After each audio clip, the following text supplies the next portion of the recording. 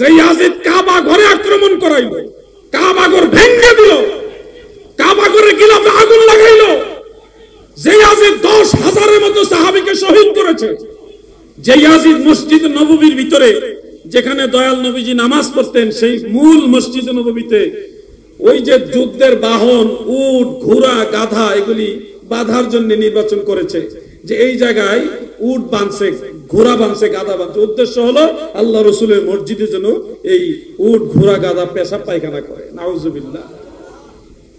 সেই ইয়াজিদের প্রশংসা কিভাবে করে? আপনাদের চট্টগ্রামের বিশ্ববিদ্যালয়ের একজন শিক্ষক আছে, আমি নাম বলবো না, সে তার বইয়ের মধ্যে ইয়াজিদের নামের সাথে রহমাতুল্লাহ আলাইহি লিখেছে। গত বছর এই চট্টগ্রামে বদ্দার হাটে আমি এক মসজিদে নামাজ পড়তে গিয়ে দেখি একজন খতিব সাহেব, তিনি বলতেছে ইয়াজিদ সাহাবী ছিল, যেটা নিশ্চয় আপনারা অনলাইনে দেখেছেন। আমি তাৎক্ষণিক প্রতিবাদ করেছি, সামনাসামনি দাঁড়িয়ে প্রতিবাদ করেছি। ইয়াজিদ কিভাবে সাহাবী হবে? ইয়াজিদের জন্ম হয়েছে আল্লাহ রাসূলের ইন্তেকালের বহু পরে, 26 হিজরিতে তার জন্ম।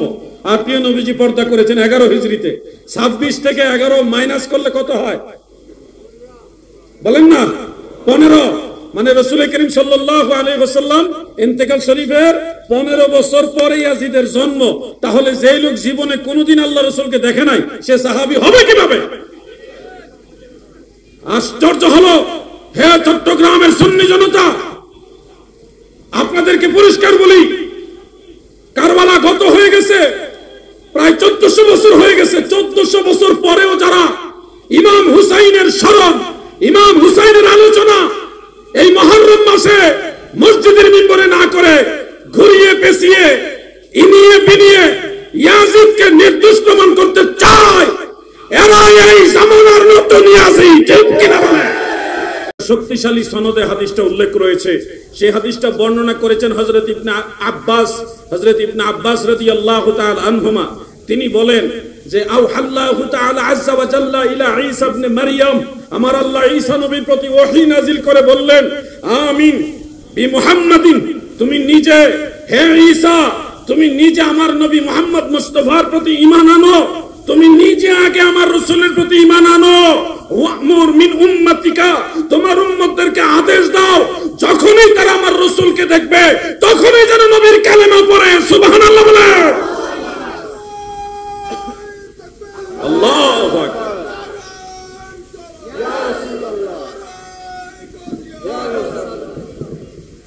আহলে সুন্নাত ওয়াল জামাত, এই স্লোগানটা ভুলে যাবেন না প্লিজ। আমি আপনাদেরকে নিয়ে স্লোগানটা একবার দেই, কষ্ট নেবেন না। আমরা নারায়ে গাউসিয়া অবশ্যই দিব, কিন্তু নারায়ে রিসালতের পরে আমাদের যে পরিচয়, আমরা সুন্নি, আমাদের সুন্নিদের যে পরিচয় হলো আহলে সুন্নাত ওয়াল জামাত জিন্দাবাদ। নারায়ে তাকবীর, আল্লাহু আকবার, নারায়ে রিসালাত, ইয়া রাসূলুল্লাহ, আহলে সুন্নাত ওয়াল জামাত জিন্দাবাদ, নারায়ে গাউসিয়া। এরপরে যে যে দরবারে যে যে তরিকার সব স্লোগান দিতে পারেন, কিন্তু মেইন স্লোগান আমাদের তিনটা। মেইন স্লোগান তিনটা: নারায়ে তাকবীর, নারায়ে রিসালাত, আহলে সুন্নাত ওয়াল জামাত। এরপরে কাদেরিয়া, চিশতিয়া, নকশবন্দিয়া, মুজাদ্দিদিয়া, সোহরাওয়ার্দিয়া, আরো অনেক হক তরিকা আছে, মাইজভান্ডারিয়া সহ সকল দরবারে স্লোগান চলবে, কিন্তু মেইন সকল সুন্নিদের স্লোগান হলো তিনটা। এই তিনটা, নকশবন্দি যারা তাদেরও তিনটা, মুজাদ্দিদি যারা তাদেরও তিনটা, কাদেরিয়া চিশতিয়া যারা তাদেরও এই তিনটার পরে সিলসিলার যে স্লোগান এগুলিও দিবেন। বেজার হইলেন নাকি? এই স্লোগানগুলি মনে রাখতে হবে। প্রিয় ভাই আমার, বন্ধুরা আমার নবীর ইজ্জতের কথা আমি কি বলবো গো। আগের নবীর উম্মতেরা একটা নেক কাজ করলে একটাই সওয়াব পাইতো। আমার আল্লাহ দয়াল নবীজির ইজ্জতের বদলতে আমরা একটা নেক কাজ করলে দয়া করে আমার আল্লাহ 10 গুণ বাড়ায়া দেয়। এটা হলো সর্বনিম্ন 10 গুণ বাড়ায়। আমার দয়াল নবী বলেন সর্বোচ্চ হলো বেগাইরে হিসাব, বেহিসাব সওয়াব দেয়। কেন দেয়? আল্লাহ তাআলা চায় আমার দয়াল নবীর উম্মতেরা যেন দয়াল নবীজির ইজ্জতে আল্লাহ তাআলার দয়ায় তারা বেশিরভাগ জান্নাতে যায়। আমিন বলেন, আমিন। এটা আল্লাহ চায়, আল্লাহ চাই বিধায় এই সুযোগ দিছে। আপনারা দৈনিক কয় ওয়াক্ত নামাজ পড়েন, কিন্তু সওয়াব পান 50 ওয়াক্তের। নামাজ পড়েন 5 ওয়াক্ত, সওয়াব পান 50 ওয়াক্তের। এটা আল্লাহর দয়া। আল্লাহ চায় আখিরি নবীর উম্মতেরা তারা তাড়াতাড়ি নাজাত পাক। দুনিয়াতে আল্লাহ আমাদেরকে পাঠাইছে সব নবীর উম্মতের পরে। আমাদের আগে অসংখ্য নবীর উম্মত ছিল, অসংখ্য। আপনারা কি জানেন নবী রাসূলগণের সংখ্যা কত? ৭০,০০০ বলে কইছে তো। নবী রাসূলগণের সংখ্যা কত? যতদূর জানেন বলেন না। নবী রাসূলগণের সংখ্যা কত? মাশাআল্লাহ, ভয় পান করো, ভয়ের তো কিছু না, এটা ক্লাস। আপনারা জানবেন, আমি জানাবো, আপনাদের কাছ থেকে আমি কিছু জানবো, অসুবিধা নাই। আদান প্রদান, জ্ঞানের আদান প্রদান। নবী রাসূলগণের সংখ্যা হলো ১,২৪,০০০। এটা মুসনাদ আহমদ সহ অনেকগুলো হাদিসের মধ্যে বিশুদ্ধ সনদে বর্ণিত রয়েছে। রাসূল আকরাম সাল্লাল্লাহু আলাইহি ওয়াসাল্লাম বলেছেন নবীদের সংখ্যা হলো ১,২৪,০০০। কিন্তু আমরা অনেক সময় বলি মতান্তরে ২,২৪,০০০। এই মতান্তরে ২,২৪,০০০ এটার কোন রেওয়ায়াত বর্ণনা আজ পর্যন্ত কোন মুহাদ্দিস উল্লেখ করেননি, আমরা কোথাও পাইনি। এবং ভালো ভালো মুহাদ্দিসরা বলেছে এই কথাটা মানুষের মুখে মশহুর হয়েছে, অরিজিনালি কোনো নকলি দলিল দ্বারা এটা প্রমাণিত না। ২,২৪,০০০ নবী রাসূল, এটা কোনো দলিল দ্বারা প্রমাণিত না, মানুষের মুখে মুখে বলা বলি হয়ে থাকে। মূলত নবী রাসূলগণের সংখ্যা হলো ১,২৪,০০০। এটা বলেছে আল্লাহর রাসূল সাল্লাল্লাহু আলাইহি ওয়াসাল্লাম। ১,২৪,০০০ নবী রাসূলগণের মধ্যে সবাই কিন্তু রাসূল না, সব রাসূলই নবী, কিন্তু সব নবী রাসূল না। রাসূলগণের সংখ্যা হলো ৩১৫ জন। বলুন কতজন? ৩১৫ জন। আমাদের বাংলাদেশে অনেক পাঠ্য পুস্তকে কিছু কথা শিক্ষা দেওয়া হয়, যেমন রাসূলের সংজ্ঞা শিক্ষা দেওয়া হয়, যার উপরে আসমানি কিতাব নাজিল হয়েছে তাকেই রাসূল বলা হয়। এই সংজ্ঞাটা ভুল, এটা রাসূলের হাদিস বিরোধী সংজ্ঞা। আমরাও পড়েছি, আপনিও পড়েছেন, আমরাও পড়েছি, কিন্তু বাস্তবে এটা সুন্নাহ বিরোধী, রাসূলের হাদিস বিরোধী সংজ্ঞা। মনে রাখবেন, আসমানি কিতাবের সংখ্যা হলো সর্বোচ্চ সর্বমোট ১০৪ খানা, যেটা তাফসিরে কবিরের মধ্যে ইমাম ফখরুদ্দিন রাজি রাহমাতুল্লাহ আলাইহি এবং তাফসিরে কুরতুবির মধ্যে উল্লেখ করেছেন। আসমানি কিতাবের সংখ্যা হলো ১০৪ খানা। এখন বোঝানোর জন্য বলছি, যদি একজন নবীর উপরে একটা আসমানি কিতাব নাজিল হয়, তাহলে ১০৪ খানা আসমানি কিতাব কয়জন নবীর উপরে নাজিল হবে? ১০৪ জন। তাহলে রাসূলের সংখ্যা হবে ১০৪ জন, তাই না? কিন্তু হাদিস শরীফ আমরা পাইলাম নবীজি বলেছেন রাসূলের সংখ্যা হলো ৩১৫ জন। আর আসমানি কিতাব যার উপরে নাজিল হয়েছে সেই রাসূল, এই সংজ্ঞা যদি আমরা গ্রহণ করি তাহলে রাসূলগণের সংখ্যা হচ্ছে সর্বোচ্চ ১০৪ জন, ৩১৫ জন হচ্ছে না। মনে রাখবেন, এই ১০৪ খানা কিতাব কিন্তু একটা একটা করে এক একজন নবীর উপরে নাজিল হয়নি। কোন কোন নবীর উপরে ১০ খানা আসমানি সহিফা নাজিল হয়েছে, কোন নবীর উপরে ৪০টা সহিফা, একেবারে ৪০টাই একজন নবীর উপরে নাজিল হয়েছে। এইভাবে কম বেশি করে ১০৪ খানা বিভিন্ন নবীদের উপরে নাজিল হয়েছে। আর আসমানি কিতাব সমূহের মধ্যে সর্ববৃহৎ কিতাব হলো ৪টি, তাওরাত, জবুর, ইনজিল, কোরআন। এই গ্রামের মুসলমান জ্ঞানী পারিবারিক শিক্ষার মাধ্যমে প্রাথমিকভাবে এগুলি শিক্ষা দেওয়া হয়। এজন্য সবাই বলে ফেলেছে, অনেক জায়গায় জিজ্ঞাসা করেছি, এক চান্সে সবাই বলতে পারেনি। তা আপনাদেরকে ধন্যবাদ যে আপনারা প্রথম চান্সে বলেছেন। ইনজিল কিতাব নাজিল হয়েছে হযরতে ঈসা আলাইহিস সালামের উপরে, কোরআনুল কারীম নাজিল হয়েছে আমাদের দয়াল নবীজির উপরে। এই হলো প্রধান ৪টি কিতাব। এছাড়া ১০৪ খানা আসমানি কিতাব নাজিল হয়েছে বেশ কয়েকজন নবী রাসূলের উপরে। প্রিয় ভাই আমার, তাহলে ৩১৫ জন রাসূলের সংখ্যার সাথে আসমানি কিতাব নাজিলের সাথে সম্পৃক্ত যে সংজ্ঞা, এটা ম্যাচিং হচ্ছে না, মিল হচ্ছে না। মানুষের বানানো সংজ্ঞা আল্লাহ রাসূলের হাদিসের বিরুদ্ধে হলে, বিপরীত হলে কোনোদিনও সেই বানানো সংজ্ঞা গ্রহণ করা যাবে না। রাসূলের সংখ্যা হলো ৩১৫ জন। মনে থাকবে তো? ঘুমাই রয়েছেন নাকি আপনারা? রাসূলের সংখ্যা কত জন? ৩১৫ জন। আর সর্বমোট নবীদের সংখ্যা হলো ১,২৪,০০০। এটা মনে রাখবেন, ভুল যেন হয় না। প্রিয় ভাই আমার, তবে রাসূল কাকে বলে এটা যদি আপনি কাউকে বলতে চান বা কেউ জানতে চায় তাকে এভাবে বলবেন, যার উপরে আল্লাহ তাআলা স্বতন্ত্র আলাদাভাবে শরীয়ত বা জীবন বিধান দিয়েছেন ওহীর মাধ্যমে। সেটা আসমানি কিতাবের মাধ্যমেও হতে পারে, আসমানি কিতাব ছাড়া আল্লাহ তাআলার ওহীর মাধ্যমে হতে পারে। যাকে আল্লাহ তাআলা স্বতন্ত্র আলাদা মানে ব্যতিক্রম নিজস্ব শরীয়ত দান করেছে তাকেই রাসূল বলে। কথাটা কি বুঝতে পারছেন?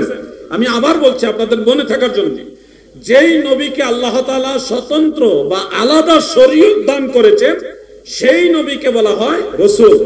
যেমন ঈসা নবীর শরীয়ত আর আমার দয়াল নবীজির শরীয়ত কিন্তু হুবহু এক না, বেশ কম আছে। মুসা নবীর শরীয়ত আর ঈসা নবীর শরীয়ত এক না।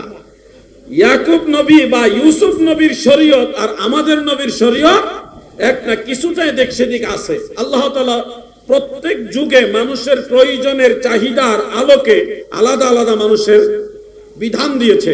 প্রিয় ভাই আমার, এই বিষয়ে আমি আলোচনা করলে আমার আলোচনার মূল পয়েন্টটা হারিয়ে যাবে, বিদায় সেদিকে যাচ্ছি না। শুধু এটুকু বলছি, যাদের উপর আল্লাহ তাআলা স্বতন্ত্র শরীয়ত দান করেছেন তারা হলো রাসূল।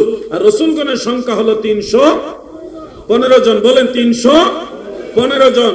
আর সর্বমোট নবীদের সংখ্যা হলো 1,24,000। আল্লাহ যেন আমাদের সবাইকে জানার এবং মানার তৌফিক দেন, বলেন আমিন। একটু দুরূদ শরীফ পড়ুন। আল্লাহুম্মা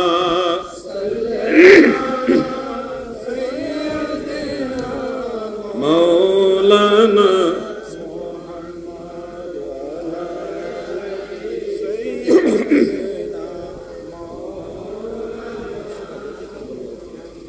প্রিয় ভাইয়ের আমার, যেহেতু শহরে মাহফিল সেহেতু এক বিষয়ে এত সময় কথা বললে হবে না। আর আমরা তো সুন্নি আলেম হিসেবে শানে রিসালাতের আলোচনা সবচেয়ে বেশি মজা লাগে, মজা পাই। এটা করতে করতে সবসময় আনন্দ লাগে, সুন্নিদের শুনলেও ভালো লাগে। এটা আমাদের একটা আত্মতৃপ্তি।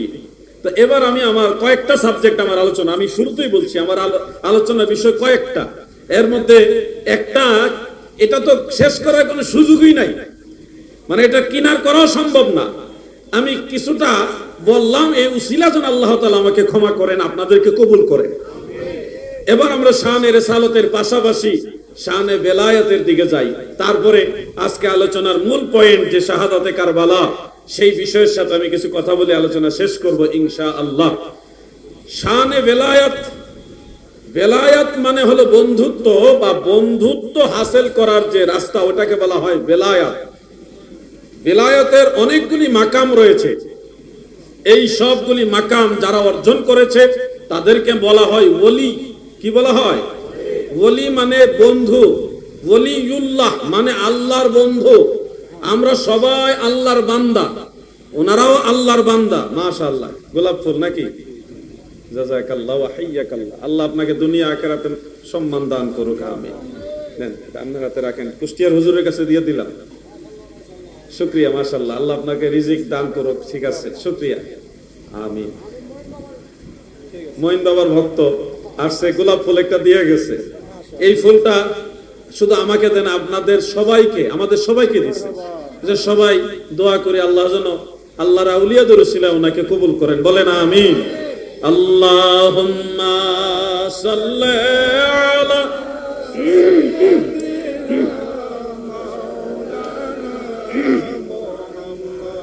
ওয়া আলা আলি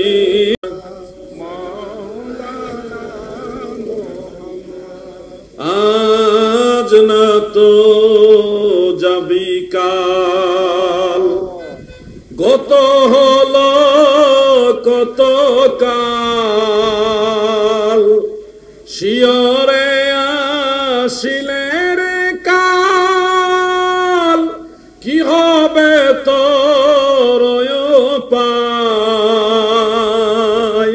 কে যাবি সে চল না যায়, সুসময় বয়ে যায়, দরশিতে নবী বরে সোনার সেই মদিনায়, কে যাবি সে চল না যায়। আল্লাহুম্মা ভালো আছেন? বসেন। মুহাম্মদ ওয়া আলা আলি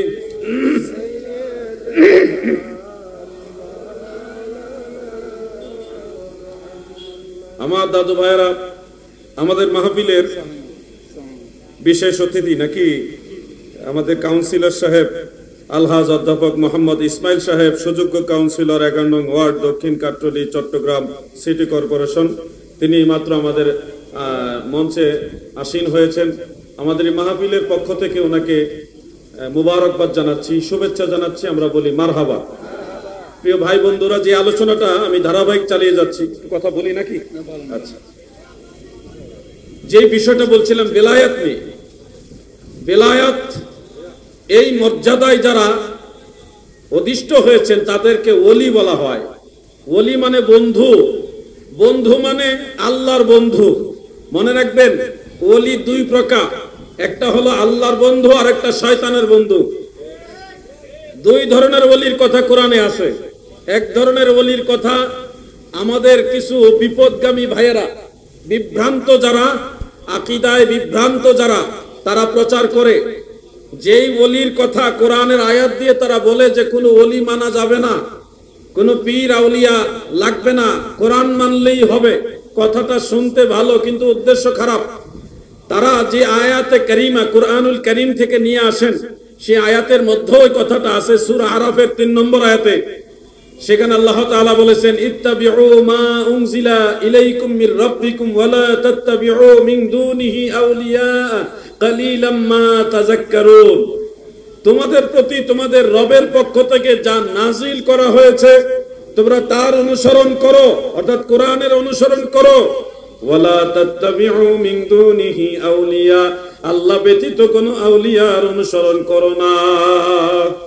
এই আয়াতে আমাদের এই যে তরুণ প্রজন্ম, আমাদের নওজোয়ান যুবক ভাইরা যারা আছেন, ওনারা যদি আয়াত শুনেন আল্লাহ তাআলা বলছে কোন আউলিয়ার অনুসরণ করবে না, তাহলে ওনারাও চিন্তিত হয়ে যাবে, হায় তাহলে তো সুন্নিরা ভণ্ড, কোরআন বিরোধী, নাউজুবিল্লাহ। এই ধরনের চিন্তা মাথায় ঢুকে যাবে যে কোরআনে আল্লাহ বলতেছে, আল্লাহ তাআলা বলতেছে কোন আউলিয়া মানা যাবে না, আর আমরা পীর আউলিয়ার পিছু পিছু দৌড়াই, তাহলে এটা কোরআনের সাথে কন্ট্রাডিকশন হয়ে যাচ্ছে। আমাদের তরুণ প্রজন্ম যারা, তারা মনে করবে আমরা সুন্নিরা মনে হয় ভুল পথে আছি। আসল বিষয়টা হলো এরকম যে আল্লাহ তাআলা যেই আউলিয়ার অনুসরণ করতে নিষেধ করেছেন, এটা আল্লাহর আউলিয়া নয়, এটা শয়তানের আউলিয়া। এটা যে শয়তানের আউলিয়া কিভাবে পার্থক্য করবেন? আপনি কোরআনের আরেকটা আয়াত লক্ষ্য করেন, সূরা ইউনূস 62 নম্বর আয়াত।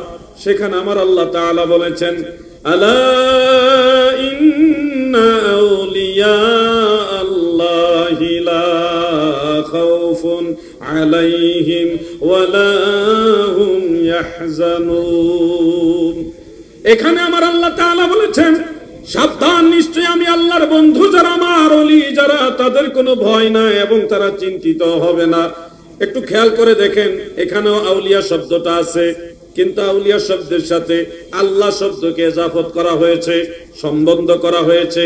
ইন্না আউলিয়া আল্লাহ, আউলিয়া শব্দের সাথে কার নাম লেখা? আল্লাহর নাম লেখা। তার মানে এই আউলিয়াটা নিঃসন্দেহে আল্লাহর আউলিয়া। যে আউলিয়ার ভয়ও নাই, চিন্তাও নাই, সেই আউলিয়া কার? বলেন কার? আল্লাহর আউলিয়া। এবার আমরা আরেকটা আয়াতে কারিমার একটা অংশ থেকে সূরা আরাফের 3 নম্বর আয়াতে যে আউলিয়ার অনুসরণ করতে নিষেধ করা হয়েছে, এটা ক্লিয়ারলি বুঝি। ওখানে তো বলছে ওয়ালা তাত্তাবিউ মিন দুনিহি আউলিয়া, আল্লাহকে বাদ দিয়ে কোনো আউলিয়ার অনুসরণ করবে না। তাহলে যে আউলিয়া অনুসরণ করা নিষেধ, সেই আউলিয়া আবার কোন আউলিয়া? আল্লাহ তাআলা বলেন, ওয়াল্লাযীনা কাফারু আউলিয়াহুমুত তাগুত, যারা কুফরি করে, যারা কাফির, তাদের আউলিয়া হলো তাগুত। তাগুত মানে শয়তান। তার মানে বোঝা যাচ্ছে এই জমিনে আল্লাহ দুই ধরনের আউলিয়া রাখছে। এক ধরনের আউলিয়া হলো ইন্না আউলিয়া আল্লাহ, আল্লাহর আউলিয়া। আরেক ধরনের আউলিয়া হলো শয়তানের আউলিয়া। আমরা যারা সুন্নি মুসলমান, আমরা শয়তানের আউলিয়া মানি না, আমরা আল্লাহর আউলিয়া মানি। ঠিক কিনা বলো?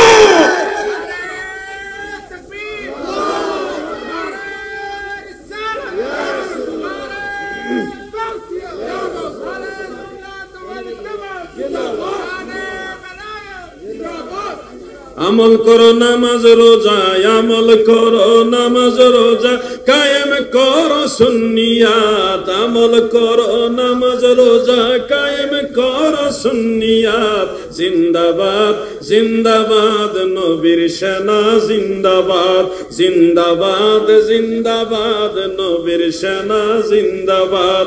আমল করো নামাজ রোজা, আমল করো নামাজ রোজা, কায়েম করো সুন্নিয়াত। জিন্দাবাদ জিন্দাবাদ,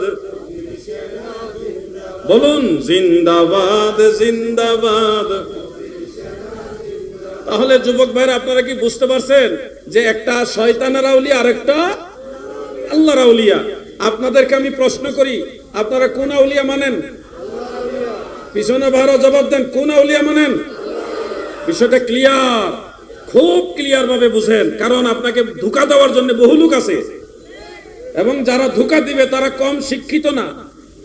ইংরেজি লাইনে বাংলা লাইনে আপনার চেয়ে হয়তো বেশি শিক্ষিত, কিন্তু ধর্মীয় জ্ঞানে জ্ঞানের অভাব বিধায় আপনাকে বিভ্রান্ত করে। এই ধরনের লোক আমাদের আশেপাশে বহু আছে ভাই।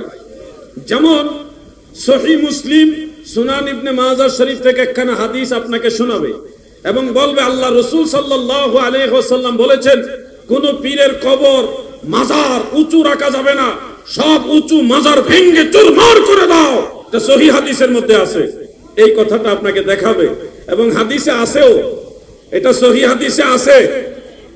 একটা বিষয় ক্লিয়ার করি, আমার এই বক্তব্যটা এই অংশটা কাট করেছে। ওই যে আমি প্রথম বললাম যে সহিহ হাদিসের মধ্যে আছে, উঁচু কবর উঁচু মাজার ভেঙে চুরমার করে দাও, সমান করে দাও। এই লামাযহাবীরা কি করেছে, এই অংশটা কাট করে প্রচার করছে যে আলাউদ্দিন জিহাদি বলছে মাজার ভেঙে দিতে হবে। কত বড় ধোঁকাবাজেরা! আমি বক্তব্য দিয়েছি এবং তাদের ভুল যে ব্যাখ্যাটা, সেটা আমি সঠিক ব্যাখ্যা সহিহ হাদিসের আলোকে তুলে ধরেছি। সম্পূর্ণটা তারা উল্লেখ না করে ওই যে মাঝখানে বলছি সহিহ হাদিসের মধ্যে আছে, উঁচু কবর পেলে ভেঙে চুরমার করে দাও, সমান করে দাও। তাদের এই কথাটা শুধু পছন্দ হয়েছে, তাদের পক্ষে গেছে, তো এটা কাট করে আলাউদ্দিন জিহাদি গেছে মাজার ভাঙতে হবে। কি কায়দারে দেখছেন ধোঁকাবাজেরা!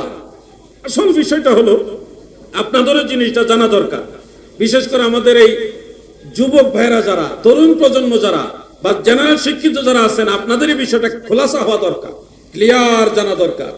সহিহ মুসলিম, সুনান ইবনে মাজাহ সহ সুনান আবি দাউদে আরো অনেকগুলো কিতাবে হাদিসটা উল্লেখ। শেরে খোদা হযরত আলী রাদিয়াল্লাহু আনহু একজন তাবেঈকে আদেশ দিলেন উঁচু কবর পেলে ভেঙে সমান করে দিবে, কেননা আল্লাহ রাসূল আমাকে এই মর্মে আদেশ দিয়েছিল। অর্থাৎ আল্লাহ রাসূলের আদেশ হলো উঁচু কবর পেলে ভেঙে সমান করে দিতে হবে। আমার দাদু ভাইরা গো, এই হাদিস শরীফ যদি আপনাদের সামনে তুলে ধরে আপনারাও চিন্তিত হয়ে যাবেন।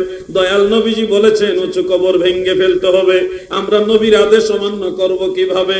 নবীজির কথা অমান্য করে কেন উঁচু কবর করতেছে, এই চিন্তা আপনার মাথার মধ্যে ঢুকতেও পারে। আমি আজকে স্পষ্ট করে দেই, এই যে উঁচু কবরগুলি ভাঙার জন্য প্রিয় নবীজি বলেছেন এই কবরগুলি কাদের কবর ছিল, এটা সুস্পষ্ট ভাবে সহিহ বুখারীর মধ্যে উল্লেখ রয়েছে। হযরত আনাস ইবনে মালিক রাদিয়াল্লাহু আনহু থেকে বর্ণিত, দয়াল নবী যখন মদিনা মুনাওয়ারায় মসজিদে নববী শরীফ তৈরি করবেন, তখনও মসজিদ নববী তৈরি হয় নাই। যেই জায়গাটা দয়াল নবীজির মসজিদ তৈরি হয়েছে, ওই জায়গার মধ্যে কিছু খেজুর গাছ ছিল, কিছু উঁচু উঁচু টিলা ছিল, আর ইহুদিদের উঁচা উঁচা কবর ছিল। আমার নবীজি সাহাবীদেরকে উদ্দেশ্য করে বললেন, তোমরা এই উঁচু কবরগুলিকে ভেঙে সমান করে দাও, এই খেজুর গাছগুলিকে কেটে দাও, উঁচু টিলাগুলিকেও সমান করে দাও। এই আদেশ দেওয়ার পরে সাহাবায়ে কেরাম খেজুর গাছগুলি কাটলেন এবং এই গাছগুলি মসজিদ নববীর খুঁটি বা পিলারের কাজেই লাগালেন। উঁচু জায়গাগুলি ভেঙে সমান করে দিলেন যেন নামাজ পড়তে সুবিধা হয়। আর ইহুদিদের সেই উঁচু উঁচু কবরগুলি বা উঁচা মাজারগুলি, তাদের ভাষায় বলছি আর কি, ওই উঁচু কবরগুলি ভেঙে সমান করে দিলেন। এই হলো সহিহ বুখারীর হাদিস। আর উঁচু কবর ভেঙে সমান করে দাও, ওটা হলো সহিহ মুসলিমের হাদিস। দুইটা হাদিস একসাথে মিশাইলে বোঝা যায় আমার দয়াল নবী যাদের কবর ভাঙার আদেশ দিয়েছেন, এই কবরগুলো কোন সাহাবী কোন মুসলমানের কবর ছিল না, এই উঁচু উঁচু কবরগুলি ছিল ছিল ইহুদিদের কবর। আমার দাদু ভাইরা সেই ইহুদিদের উঁচু কবর ভাঙ্গার হাদিস এনে আপনার আশেপাশের ভাইরা বলবে মাজার ভাঙ্গা দাও। আল্লাহ রসুল বুঝাইলেন কি আর তারা বুঝছে কি? চাচার কবর এক জায়গায়, চাচি কান্দে আরেক জায়গায়। আর আল্লাহ রসুল সাল্লাল্লাহু আলাইহি ওয়াসাল্লাম বলেছে ইহুদিদের কবর ভেঙে সমান করে দাও। সেই ইয়াহুদ নাসারাদের কবর ভাঙার হাদিস এনে যারা আল্লাহর ওলিদের মাজার ভাঙতে চায় এরা আল্লাহর ওলিদের শত্রু, এরা আমার আল্লাহর শত্রু। ঠিক কিনা বলো? এরা কোরআন হাদিসের অপব্যাখ্যা করে, অপব্যাখ্যা করে, কোরআন দেখায় মানুষকে বিভ্রান্ত করে, হাদিস দেখায় আপনি মানুষকে বিভ্রান্ত করে। এবং এই যে বিভ্রান্ত করবে এটা আল্লাহ নিজেও বলেছেন, ইউদিল্লু বিহি কাসীরা ওয়া ইয়াহদি বিহি কাসীরা। এই কোরআন দেখায়া বহু মানুষ যে গুমরা হবে, মানুষকে গুমরা বানাবে, এটা কিন্তু আল্লাহও কোরআনে বলে দিয়েছেন। এজন্য আপনারা সতর্ক থাকবেন। হঠাৎ করে নতুন কোনো কথা আসলে সেটা নেবেন না। চালাও মোদের সে পথে যে পথে তোমার প্রিয়জন গেছে চলি। আপনারা বলবেন সাহাবীদের কবর কি পাকা ছিল কিনা, উঁচু ছিল কিনা? তাহলে আপনাদেরকে বলে দেই, স্বয়ং আল্লাহর রাসূল সাল্লাল্লাহু আলাইহি ওয়াসাল্লামের পুত্র হযরতে ইব্রাহিম রাদিয়াল্লাহু আনহু, নবীজির ছেলে, শিশু বয়সে ইন্তেকাল হয়েছেন। তিনার মাজার জান্নাতুল বাকিতে আছে, মদিনা শরীফে এখনো আছে। সেই মাজার শরীফ আল্লাহ রাসূল সাল্লাল্লাহু আলাইহি ওয়াসাল্লাম কি করেছেন, মুসান্নাফ আব্দুর রাজ্জাক সহ বেশ কয়েকটা কিতাবে পেয়েছি। নবী করিম সাল্লাল্লাহু আলাইহি ওয়াসাল্লাম ময়দানে লাল লাল কাকর মানে পাথরের লাল লাল টুকরা, অনেকগুলি পাথরের টুকরা এনে সেই কবরকে প্রায় 1 হাত কাছাকাছি, পুরোপুরি 1 হাত না, 1 হাত কাছাকাছি করে উঁচু করে এই কবরটা দিলেন। উটের পিঠের মতো কুজু করে, উটের পিঠের মতো কুজু করে দিলেন। এগুলি অনেকগুলো হাদিস উল্লেখ আছে এই কথাটা। এখন যারা বলছেন মাজার ভেঙে সমান করে দিতে হবে, তাহলে আপনার এই হাদিস আল্লাহ রাসূলের বিরুদ্ধে চলে যাচ্ছে। কারণ নবীজি তো একবার সমান কবর দেয় নাই, প্রায় 1 হাত উঁচু পরিমাণ কবর উঁচু করেছেন, মাজার করেছেন। তাহলে তো আল্লাহ রাসূলের হাদিস আল্লাহ রাসূলের বিরুদ্ধে লাগাইলেন। মনে হচ্ছে যে হাদিস শরীফ আমার দয়াল নবী বুঝে নাই, আপনি বুঝছেন। নাউজুবিল্লাহ। বিষয়গুলো খুব সেনসিটিভ। সুন্নিরা কোরআন হাদিস না বুঝে সুন্নি না, সুন্নিরা নতুন না। যারা আল্লাহর ওলিদের মাজার ভেঙে দিতে চায় তাদের দলের আবিষ্কার হয়েছে আজ থেকে 97 বছর আগে। যারা আল্লাহর ওলিদের মাজার ভাঙতে চায় তাদের কারো দলের আবিষ্কার হয়েছে আজ থেকে 135 বছর আগে। যারা আল্লাহর ওলিদের মাজার ভাঙতে চায় তাদের কারো দলের আবিষ্কার হয়েছে আজ থেকে 140 বছর 146 বছর আগে। কিন্তু বলেন এই 140 বছর আগেও আল্লাহর ওলিদের মাজার ছিল কি ছিল না? আওয়াজ বলেন ছিল কি না? ওই যে রোহিঙ্গারা বাংলাদেশে আইসা এখন কয় বাংলাদেশ আমাদের, বাঙালি আমরা যারা আইসা আমাদেরকে কয় তোমরা রোহিঙ্গা। যারা আজকে বলতেছে মাজার নাই, মাজার লাগবে না, মাজার ভাঙতে হবে, এরা তো আইসে হেদি, তাদের দলের জন্ম হয়েছে হেদি। আর মাজার ছিল সেই 1450 বছর না, আরো আগের থেকে ছিল। অনেক নবীদের মাজার আছে, অনেক নবী রাসূলগণের মাজার আছে, অনেক সাহাবীদের মাজার আছে। আপনারা খুশি হবেন, ভারতবর্ষে অনেক নবীদের মাজার আছে। আমরা অনেকেই অনেক সময় বলি যে ভারতবর্ষে কোনো নবী আসে নাই, কথাটা ঠিক নয়। ভারতবর্ষে অনেক নবী আসছে, অনেক নবী আসছে ভারতবর্ষে। হযরতে শীস আলাইহিস সালাম, তিনার মাজার হলো ভারতের উত্তর প্রদেশে লখনউ জেলার ফায়জাবাদের শেষে অযোধ্যায়, যেখানে বাবরি মসজিদ থেকে হলো হযরত শীস আলাইহিস সালামের মাজার। আমি আলহামদুলিল্লাহ মুফতি আসাদ সাহেব এবং আমি ওখানে গিয়েছিলাম। আসাদ সাহেব না কি কে জানে গেল আমার লাগে, রুবেল ভাই গিয়েছে, সেখানে গিয়েছি আলহামদুলিল্লাহ।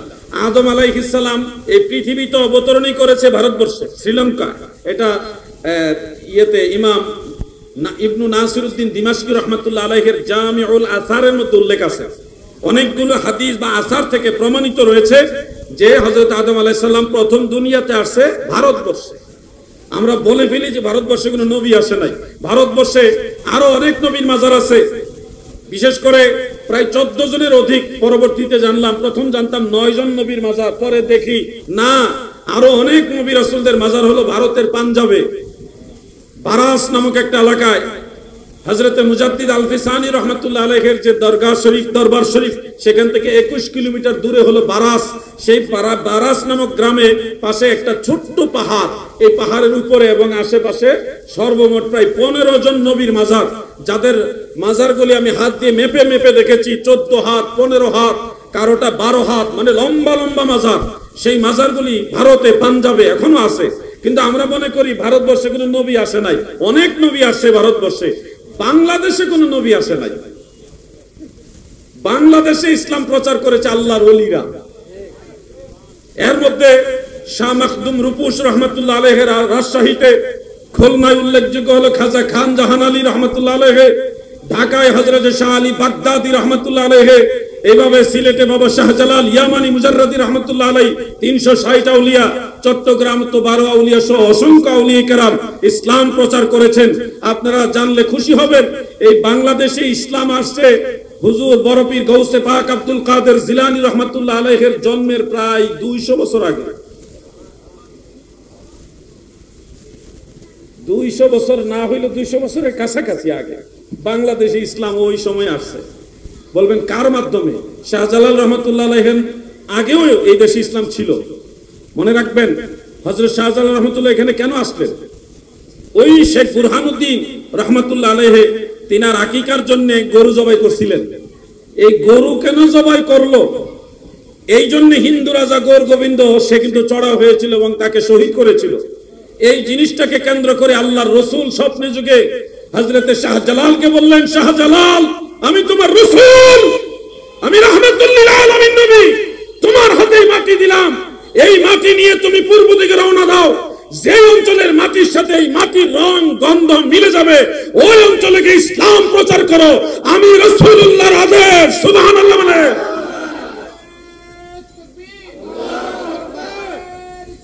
ইয়া রাসূলুল্লাহ। হযরতে শাহজালাল রহমতুল্লাহ আলাইহি সেই ইয়ামান দেশ থেকে রওনা দিলেন। আস্তে আস্তে 360 জনের একটা কাফেলা হলো। সেই কাফেলা কোন দিক দিয়ে সিলেট গিয়েছে? এই চট্টগ্রাম দিয়ে গিয়েছে। আল্লাহর ওলিদের কদমের ছোঁয়া সবার আগে আপনারা পাইছেন, আপনারা পাইছেন। এদিক দিকেই ওই সমুদ্র যুগে নদী পথে, পানি পথে ওনারা এইভাবে আসতেন। এখান থেকে ইসলাম দাওয়াত দিতে দিতে হযরত শাহজালাল রহমতুল্লাহ আলাইহি সিলেট গিয়ে যুদ্ধ করেছেন। যুদ্ধের মধ্যে একটা মজার ঘটনা ঘটেছে। যুদ্ধের ওইদিকে যাওয়ার পথে একটা মজার ঘটনা, এগুলো ঐতিহাসিক বিষয়, আমি আগে বলে রাখি, কোরআন হাদিসের বিষয় না, ঐতিহাসিক বিষয়। এটার মধ্যে সত্যতা এবং মিথ্যা হওয়ার উভয়টারই সম্ভাবনা আছে। প্রসিদ্ধ বিধায় এই ঘটনাটা বলছে আমাদের যুব সমাজের জ্ঞাতার্থে। হযরত শাহজালাল ইয়ামানি মুজাররদি রহমতুল্লাহ আলাইহি তিনি সহ আল্লাহর আউলিয়ারা যখন সিলেটের দিকে যাচ্ছিলেন, যাইতে যাইতে হবিগঞ্জের খোয়াই নদীর কিনার পর্যন্ত গেলেন। ওই অঞ্চলে একজন হিন্দু রাজা ছিল, সে খুব জালিম ছিল, খুব অত্যাচারী ছিল।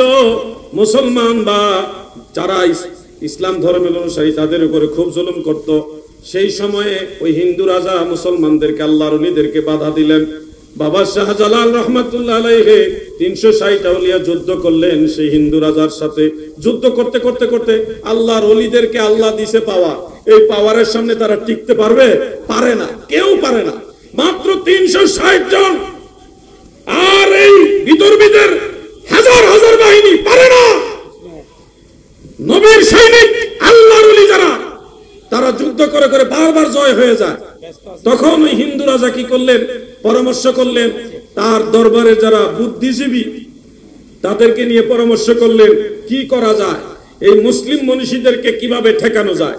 তখন অনেকে পরামর্শ দিল, এদেরকে যদি পাপের সাথে জড়িত করতে না পারেন, গুনার কাজে লিপ্ত করাতে না পারেন, তাহলে তাদেরকে কোনোদিন আপনি ঠেকাইতে পারবেন না। কারণ তাদেরকে সৃষ্টিকর্তা সাহায্য করতেছে।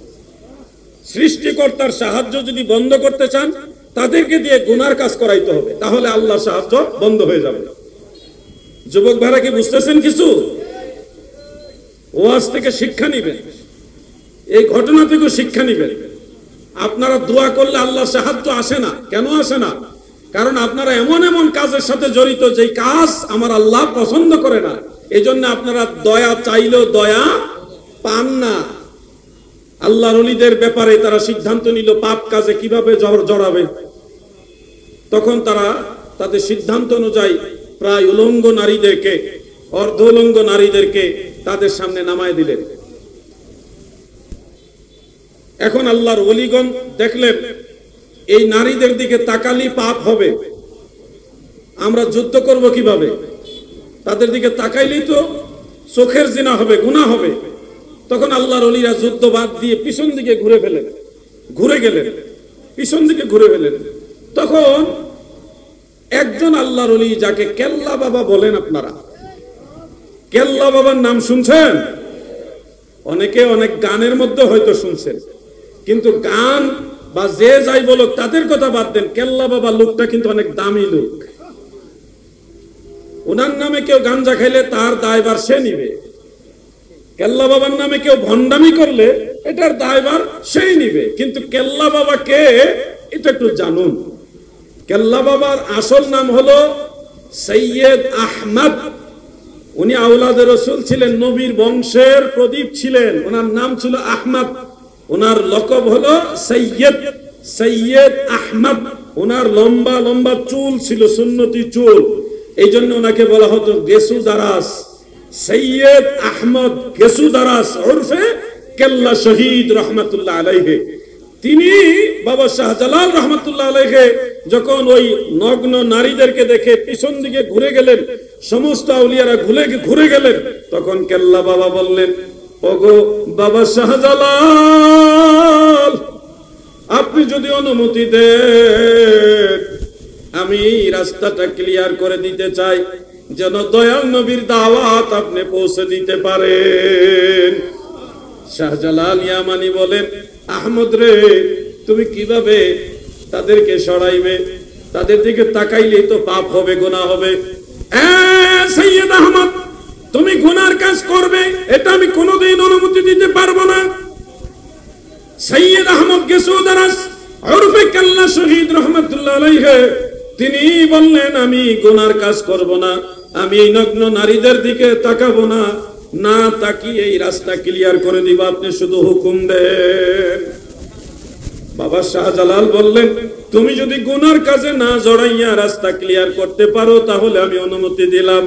তখন তিনি আল্লাহু আকবার বলে নিজের শরীর থেকে নিজের মাথাটাকে আলাদা করে দিলেন। মাথাটা পড়ে গেল, শরীর শুধু। এবার খালি শরীর নিয়ে অলৌকিক ভাবে আল্লাহ তাআলার বিশেষ দয়ায়, এগুলি স্বাভাবিক বিষয় না, এটা আল্লাহর স্পেশাল দয়ার বিষয়।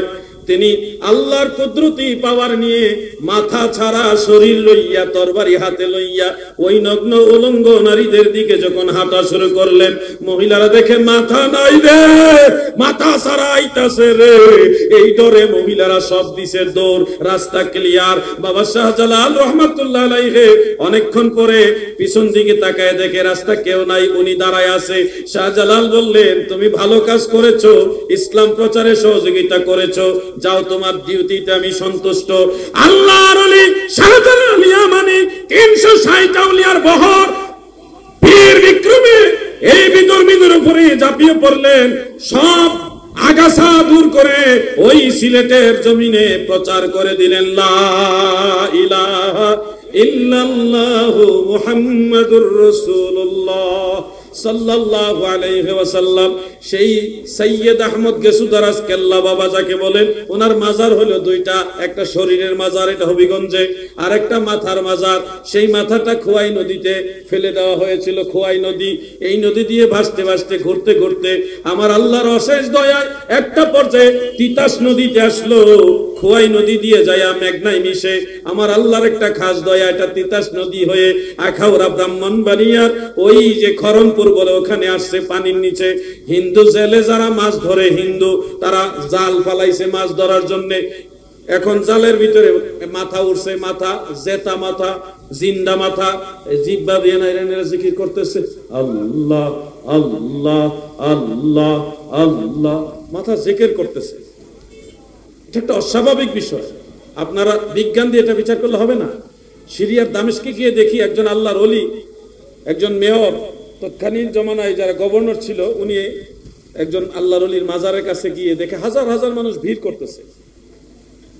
জিজ্ঞাসা করলো, তোমরা এখানে কেন আসছো? এটা কবর, তোমাদের এলাকাও তো কবর আছে, ওখানে না গিয়ে এখানে কেন আসছো? লোকরা বলল, যে উনি আল্লাহর ওলি, ওনার জিয়ারত করলে ভালো লাগে, শান্তি লাগে, ওনার উসিলায় দোয়া করলে কবুল হয়, এজন্য আসি। তখন ওই গভর্নর যিনি ছিলেন তৎকালীন দামেস্কের গভর্নর, সে একটু বিকৃত ভাবে আওয়াজ দিয়ে বলল, সে আল্লাহর ওলি, তোমাদের কে বলল? সে তো চোর ডাকাত হতে পারে। মানুষ যখন ক্ষমতা পায় তখন অনেক ক্ষেত্রে একটু দাম্ভির্যপূর্ণ হয়ে যায়, বেপরোয়া হয়ে যায়। এই যখন মন্তব্য করেছে তখন মাজারের ভিতর থেকে অলৌকিক ভাবে আল্লাহর ওলির পা বের হয়ে গেছে, বের হয়ে এমন জোরে লাথি মারছে, ওই লাথির ঠেলাই লোক জাহান্নামে। এখনো সেই পা বাহির আছে, এখনো সে পা, আমি নিজে দেখে আসছি। এটা হলো দামেস্কে জাবালে কাসিউনের পাদদেশে এই মাজার, এই মাজারের এখনো বাহিরে পা আছে এবং প্রতি সপ্তাহে একবার নখ কেটে দিতে হয়। আপনারা যদি আরো শিওর হইতে চান আপনারা গুগলে দেখেন, ওনার নাম লিখবেন হযরত আইয়ুব তাহের কুর্দি, হযরত আইয়ুব তাহের আল কুর্দি রহমাতুল্লাহ আলাইহি। লিখলে বাংলা লেখেন, ইংলিশে লেখেন, আরবিতে লেখেন, লিখলে ওনার মাজার, ওনার ডিটেইলস এবং ওনার পায়ের ছবিটা পর্যন্ত আছে। বহুবার একাধিকবার ল্যাবে টেস্ট হয়েছে, মেডিকেল সায়েন্সের যারা বড় বড় বিশেষজ্ঞ স্পেশালিস্ট তারা ল্যাবে টেস্ট করেছে ওনার পায়ের থেকে রক্ত নিয়ে, দেখে এটা কৃত্রিম পা না, কৃত্রিম রক্ত না, এটা মানুষের রক্ত। এই জন্য বলবো কিছু বিষয় আছে অস্বাভাবিক মনে হলো, এটা হয়েছে, এগুলাকে বলা হয় কারামত।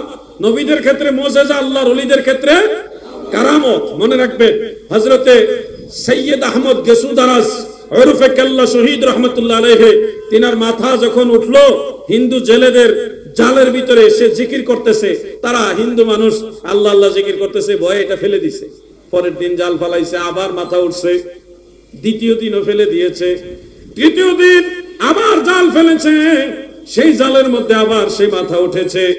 মাথা উঠার পরে এবার তারা ফেলে দেয় নাই, তারা এটা উপরে রেখেছে। সন্ধান লাগাইছে, মুসলমান কোথায় আছে গো, তাদেরকে নিয়ে আসো। খুঁজে খুঁজে মুসলমানদেরকে বের করা হলো এবং বলল, তোমাদের ধর্মের একজন সাধক, দেখো কবে মারা গেছে জানি না, পানির নিচে ডুবেছিল, এই ব্যক্তির মাথা এখন আল্লাহ আল্লাহ বলতেছে, তোমাদের প্রভুকে ডাকতেছে। তখন মুসলমানরা ওই মাথাকে ব্রাহ্মণবাড়িয়ার আখাউড়া থানার খরমপুরে দাফন করেছে। এখনো আপনি যদি নিশি রাত্রে, গভীর রাত্রে সবাই যখন ঘুমিয়ে যায়, যদি সেখানে কাশফুল কুবুরের মোরাকাবা করেন, একটু গভীরভাবে ধ্যান করেন, দেখবেন মাজারের ভিতর থেকে আল্লাহ আল্লাহ আল্লাহ আল্লাহ জিকির শোনা যায়। ভাই আপনাকে আমি জোর করে বুঝাইতে পারবো না, কিছু জিনিস আছে বুঝানো যায় না, সাধন করে বুঝে নিতে হয়। যার বাচ্চা হয়নি, যেই মেয়ে, যেই মহিলার বাচ্চা হয়নি, তাকে বুঝাইতে পারবেন না বাচ্চা প্রসব করার কি কষ্ট, এটা সময় এসে বুঝে যায়। আমি ডোন্ট মাইন্ড, আমি বুঝানোর জন্য বলছি, কিছু বিষয় আছে আমি আপনাদের জোর করে দলিল দিয়েও বুঝাইতে পারবো না, এটা প্র্যাকটিক্যাল আপনাকে বুঝতে হবে। আল্লাহর ওলিদের প্রতি সম্মান রাখতে হবে। আল্লাহর ওলিদের তাজিম তাকরিম যদি না থাকে, তাহলে দেখবেন সমাজের মানুষ অশৃঙ্খল বিশৃঙ্খল হয়ে গেছে, ভাই ভাইকে সম্মান করবে না। আপনি দেখেন বাংলাদেশে আমাদের অভিজ্ঞতা অনুযায়ী, বাংলাদেশের দুইটা অঞ্চলে সবচেয়ে বেশি আতিথেয়তা, সবচেয়ে বেশি মেহমানদারি পাওয়া যায়। একটা হলো চট্টগ্রাম আর একটা হলো সিলেট। অন্যান্য অঞ্চলও আতিথেয়তা আছে, সবাই সম্মানিত, অন্যরা কষ্ট নেবেন না। দেখা গেছে আবার কইব হুজুর এত কিছু খাওয়ায়, আবার আমাদের কথা বললো না। বাস্তব বিষয়টা চট্টগ্রাম এবং সিলেটের আতিথেয়তা এটা কিন্তু ব্যতিক্রম। আপনারা এই শিক্ষাটা পাইছেন কোত্থেকে? পীর আউলিয়া যারা, তাদের কাছ থেকে তো পাইছেন। দেখেন যারা প্রাচীন প্রাচীন দরবারওয়ালা পীর মুর্শেদ যারা, তাদের দরবারে লঙ্গরখানা আছে, মানুষদেরকে খাওয়ায়। এই খাবার দাবার সিস্টেমটা ওলি আল্লাহদের কাছে আছে। এবং আপনি দেখেন মা বাপ মারা গেলে 4 দিনে 5 দিনে 40 দিনে অথবা সুবিধা মতো সময়ে গরিব মিসকিন সহ সমাজের মানুষদেরকে সবাই চেষ্টা করে কিছু না কিছু মেহমানদারি করার, জিয়াফত করার চেষ্টা করে কিনা ভাই? এটা কি সুন্নিরা করে না ওয়াহাবিরা করে? ওয়াহাবি বললে রেগে যাবেন না প্লিজ, ওয়াহাবি কোনো গালি না, ওয়াহাবি এটা গালি নয়, এটা একটা দলের নাম। সুন্নি এটা আরেকটা দলের নাম, ওই দলের লোক আমরা। আপনি আমার দলের নাম নিলে আমি তো রাগ হই না, কষ্ট পাই না। আমি ওয়াহাবি বললে আপনি রেগে যান, তার মানে বোঝা যাচ্ছে ডাল মে কুছ কালা হয়। এই ওয়াহাবির নাম শুনলে খারাপ লাগে, তার মানে এটা ভালো জিনিস না। ভালো জিনিস হলে শুনলে ভালো লাগতো, যেহেতু মালে ভেজাল, আকীদায় ভেজাল, ভিতরে ভেজাল, এজন্য ওয়াহাবি শুনলেই মনে হয় গালি দিছে। কথা ঠিক কিনা? ওয়াহাবি গালি না, এটা একটা দলের নাম। আপনি আমারে সুন্নি বলেন না, নো প্রবলেম, জিলাপি খাওয়াই দেবো, নো টেনশন। আপনি সুন্নি বললে জিলাপি ফ্রি, বিরিয়ানি খাইতে পারবেন, খিচুড়ি খাইতে পারবেন। আপনি ওয়াহাবি বললে জীবন আমরা ওয়াহাবি মানি না। কথা ঠিক আছে নি ভাই? আমরা ওয়াহাবি না, আমরা সুন্নি। আপনি কে ওয়াহাবি বললে আপনি মনে করেন গালি, এটা গালি না, ক্লিয়ার করে দিলাম, এটা গালি না, এটা একটা নাম, এটা একটা দলের নাম, একটা মতবাদে বিশ্বাসী একটা দলের নাম। খারেজি আরেকটা দলের নাম, রাফেজি শিয়া আরেকটা দলের নাম। এক একটা দল আছে আলাদা আলাদা, প্রত্যেকটা দলের আলাদা আলাদা নাম আছে। আমাদের দলের নাম উমর হোসেন নাকি? আমাদের দলের নাম কি? জিন্দাবাদ জিন্দাবাদ নবীর সেনা জিন্দাবাদ, জিন্দাবাদ জিন্দাবাদ নবীর। আমল করো নামাজ রোজা, আমল করো নামাজ রোজা, কায়েম করো সুন্নিয়াত, জিন্দাবাদ জিন্দাবাদ নবীর সেনা জিন্দাবাদ, জিন্দাবাদ জিন্দাবাদ। আসলে আমার সাবজেক্ট দিছে অনেক, যে সাবজেক্ট আমার 5-6 ঘন্টা লাগবে ওয়াজ করতে, একেবারে কম কম করে করলে। তো আমি আপনাদেরকে বলবো আরেকটা বিষয় নিয়ে কথা বলা দরকার। এই যে বিষয়টা বললাম, এখানে আরো অনেক কথা, অনেক কথা, বেলায়েতের মানে অনেক কথা। আমি তো কিছুই বলি নাই, সামান্য একটু ব্রিফিং দিছি মাত্র। এবার আমি যুগ উপযোগী কয়েকটা মাসআলা বলবো, এরপরে শাহাদাতে কারবালার দিকে যাব। নাইলে আমি মাসআলাগুলি বলতে পারবো না। আমার কাছে মনে হচ্ছে অনেক জ্ঞানী গুণী শিক্ষিত, যারা জেনারেল শিক্ষিত এবং যুব সমাজ, তরুণ সমাজ এখানে আসছে, তাদের উদ্দেশ্যে দু একটা মাসআলা বলা দরকার। বিশেষ করে শহর অঞ্চলে এই মাসআলাগুলি বেশি দরকার। যেমন নামাজ পড়তে গেলে আমরা ইদানিং দেখি মসজিদে মুসল্লিদের মাঝে একটা নতুনত্ব আমাদের দেশে দেখা যাচ্ছে, যেটা হলো যে কিছু ভাইরা এইভাবে হাত বাঁধাটাকেই তারা অনেক বেশি ফজিলতের কাজ মনে করে, এবং অনেক সময় বলে যে বাপ দাদা ভুল নামাজ পড়ে গেছে। নাভির নিচে হাত বেঁধে এইভাবে নামাজ পড়াটাকে তারা ভুল মনে করে, আর এইভাবে ধরাটাকে তারা সহি মনে করে। অনেক সময় মুসল্লিদের মাঝে এগুলো নিয়ে কথা কাটাকাটি হয়। আমি অ্যাটাকমূলক ভাবে কথা বলবো না, ভালোবাসা দিয়ে দু একটা কথা বলি, শুনুন, মনোযোগ দিয়ে শুনুন। বুকের উপরে হাত বাঁধার সম্পর্কে যতগুলো হাদিস রয়েছে সবগুলি জয়ীফ, মুনকার, কোনটা মুরসাল, মানে সবগুলি দুর্বল, কোনো না কোনো ভাবে সবগুলি সমালোচিত। আর নাভির নিচে হাত বাঁধার ব্যাপারে হাদিস রয়েছে, সহিহ হাদিস আছে, হাসান হাদিস আছে, জয়ীফ হাদিসও আছে। কিন্তু বুকের উপরে হাত বাঁধার সবগুলি দুর্বল, সমালোচিত, ত্রুটিপূর্ণ। আর নাভির নিচে হাত বাঁধার সবগুলি দুর্বল না, কোনটা সহিহ, কোনটা হাসান, কোনটা দুর্বল। তুলনামূলক ভাবে যদি আপনি দেখেন, সবগুলি দুর্বল ভালো না, যেখানে সহিও আছে, হাসানও আছে, দুর্বল আছে, ওটা ভালো? আপনাদের বিবেকে কোনটা বলে? যেখানে সহি আছে ওটাই তো ভালো। কোন ভাই হয়তো বলতে পারেন জিহাদি ভাই, আপনি ইনসাফের সাথে বলছেন না যে সবগুলি বুকের উপরে হাত বাঁধা সবগুলি হাদিস দুর্বল, এটা আপনি ইনসাফের সাথে বলছেন না। ওয়াল্লাহি আমি আল্লাহর কসম করে বলছি, কোন ভাই দ্বীনের স্বার্থে যদি আমাকে বলেন যে আমাকে বুঝিয়ে দেন যে কোন হাদিসটা বুকের উপরে হাত বাঁধার কোন হাদিসটা দুর্বল, আল্লাহর ওয়াস্তে, দয়াল নবীজির মহব্বতে, ইসলামের স্বার্থে আমার সেই ভাইকে আমি বোঝানোর চেষ্টা করব, সময় দিব, একেবারে পাই টু পাই আসমাউর রিজালের আলোকে আমি বুঝিয়ে দিব যে বুকের উপরে হাত বাঁধার যত হাদিস আছে সবগুলি দুর্বল। আমি অপমান করার জন্য এভাবে বলছি না, আমি বলছি সম্মান দিয়ে বুঝার চেষ্টা করতে হবে। আমি উদাহরণস্বরূপ একটা হাদিস বলি, যারা বুকের উপরে হাত বাঁধেন তাদের সবচেয়ে শক্তিশালী দলিল, একেবারে সবচেয়ে পাওয়ারফুল দলিল হলো আবু দাউদ শরীফের একটা হাদিস। আবু দাউদ শরীফের একটা হাদিস যেটা বর্ণনা করেছেন তাবেঈ হযরতে তাউস রাহমাতুল্লাহ আলাইহি। তিনি বলেছেন রাসূল করিম সাল্লাল্লাহু আলাইহি ওয়াসাল্লাম আলা সদর, বুকের উপরে হাত বেঁধেছেন। এই হাদিসের দুইটা সমস্যা। এক নম্বর সমস্যা হলো, যিনি বললেন যে আল্লাহর রাসূল সাল্লাল্লাহু আলাইহি ওয়াসাল্লাম বুকের উপরে হাত বেঁধেছেন, উনি জীবনে কোনোদিন আল্লাহর রাসূলকে দেখেই নাই।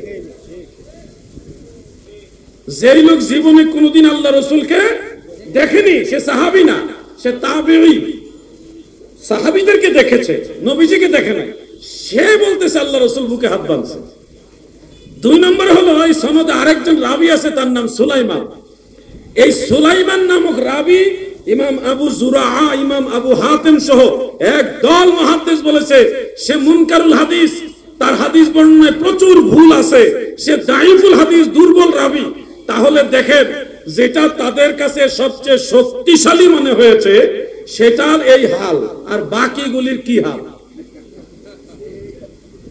আমি যদি একটা আপনাদেরকে ক্লাস করাই, একেবারে একটা হাদিস, আসমাউর রিজাল, উলুমুল হাদিস নিয়ে ক্লাস করাই, আমার অন্তত এখানে 1 ঘন্টা সময় দরকার, কিন্তু ওই সময় আমার হবে না। একটা প্রোগ্রাম, এখানে আরো মেহমান গেস্ট আছে, আমাকেও সময় দিয়েছে, তারাও সময় নিবে, বুঝাবে। এবার আমরা যারা নাভির নিচে হাত বাঁধি, আমাদের কোন দলিলটা বেশি শক্তিশালী? আমাদের জন্য অনেক হাদিস রয়েছে, আমরা হাদিসে যদি নাও যাই, কোরআনের একটা আয়াতের উপরে কিয়াস করি, তাও আমরা নাভির নিচে হাত বাঁধতে হবে কোরআন অনুযায়ী। হাদিস শরীফে যদি আমরা যাই, তাও তো আমরা পাবোই তাহতা সুররা, নাভির নিচে হাত বেঁধেছেন দয়াল নবী, এই ব্যাপারে সহিহ হাদিস রয়েছে। আমি কোরআনের একটা আয়াত, একটা সহিহ হাদিস, দুইটা শুনিয়ে এই সাবজেক্টটা চেঞ্জ করে চলে যাবো এই সাবজেক্ট ইনশাআল্লাহ। ওই পর্যন্ত ধৈর্য থাকবে তো আপনাদের? এই বিষয়গুলি আলোচনা না করতে আমাদের ঘরে ঘরে লামাজাবি ঢুকে গেছে। ভাই, অনেক আলোচনা তো শুনছেন, এবার এইগুলি একটু শুনেন। এগুলি না শুনলে আপনি সুন্নি হবেন, আপনার ছেলে লামাজাবি হয়ে যাবে। আপনার ছেলে বলবে আপনি ভুল, আপনার দাদাই ভুল, আপনার 14 গোষ্ঠী ভুল, একবারে সবারে জাহান্নামে বাড়ায় ছাড়বো আপনার ভুল হয়, যদি এগুলি না বুঝাইতে পারেন। খুব ডেঞ্জারাস জমানা আসছে ভাই। একটু দুরূদ শরীফ পড়েন, দেখি আপনাদের মনোযোগ কেমন আছে। আল্লাহুম্মা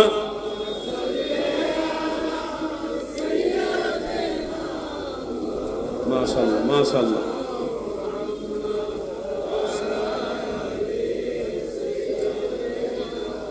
মাওলানা মুহাম্মদ সাল্লাল্লাহু আলাইহি ওয়াসাল্লাম। প্রিয় ভাইরা আমার কাছে 2টা নুসখার ছাপা রয়েছে। কিতাবটার নাম হলো মুসান্নাফ ইবনে আবি শাইবা। এটা বেশি দিন আগের কিতাব না, এটা মাত্র 1200 বছরের মতো আগের কিতাব। বেশি দিন হয়েছে? বেশি দিন হয় নাই, বেশি দিন হয় নাই। 1200 বছরের আগের কিতাব এটা, মুসান্নাফ ইবনে আবি শাইবা। সেটার 2টা নুসখার ছাপা আমার কাছে আছে, আলহামদুলিল্লাহ। অনেক কষ্ট করে এগুলি সংগ্রহ করেছি। সেখানে বিশুদ্ধ সনদে মুহাদ্দিসিনে কেরাম হাদিসের সনদকে রিজালুহু কুল্লুহুম মুআসাকুন, রিজালুহু সিকাত, এই মন্তব্যগুলি মুহাদ্দিসিনে কেরাম করেছেন। বিশেষ করে হাফিজুল হাদিস ইমাম কাসিম ইবনে কুতবুগা রাহমাতুল্লাহ আলাইহি, যিনি ইবনে হাজার আসকালানী সমসাময়িক, তিনি হাদিসটাকে সহিহ বলেছেন, রিজাল সিকাত বলেছেন, আরো অনেক মুহাদ্দিসরা এটাকে সহিহ বলেছেন। সেই হাদিসটা হলো হযরত ওয়াইল ইবনে হুজর রাদিয়াল্লাহু আনহু, তিনি বলেন রাসূল করিম সাল্লাল্লাহু আলাইহি ওয়াসাল্লাম যখন নামাজ আদায় করতেন, তখন ইয়াদা ইয়ামিনাহু আলা শিমালিহি ফিস সালাতে তাহতা সুররা, নবী করিম সাল্লাল্লাহু আলাইহি ওয়াসাল্লাম বাম হাতের কবজির উপরে বা বাম হাতের উপরে ডান হাত রেখে নাভির নিচে নামাজে রাখতেন। সুবহানাল্লাহ। এই হাদিসটা মুহাদ্দিসিনে কেরাম সবাই এটাকে সহিহ হিসেবে উল্লেখ করেছেন। আমার কাছে মূল কিতাব আছে, মূল কিতাবের ছাপা আছে, 2টা নুসখা আছে। কেউ যদি দেখতে চান, আমি সম্মানের সাথে তাকে দেখাইতে রাজি আছি, আলহামদুলিল্লাহ বলেন। প্রিয় ভাই আমার, এবার আসেন কোরআনের একটা আয়াত, যে আয়াত শরীফটা সূরা বাকারার 238 নম্বর আয়াতের মধ্যে উল্লেখ। আপনারা যারা পারেন আমার সাথে পড়ুন, বিসমিল্লাহির রাহমানির হাফিজু আলাস সালাওয়াতি ওয়াস সালাতিল উস্তা ওয়া কুমু লিল্লাহি কানিতিন। আমার আল্লাহ বলেন, বান্দা বান্দিরা রে,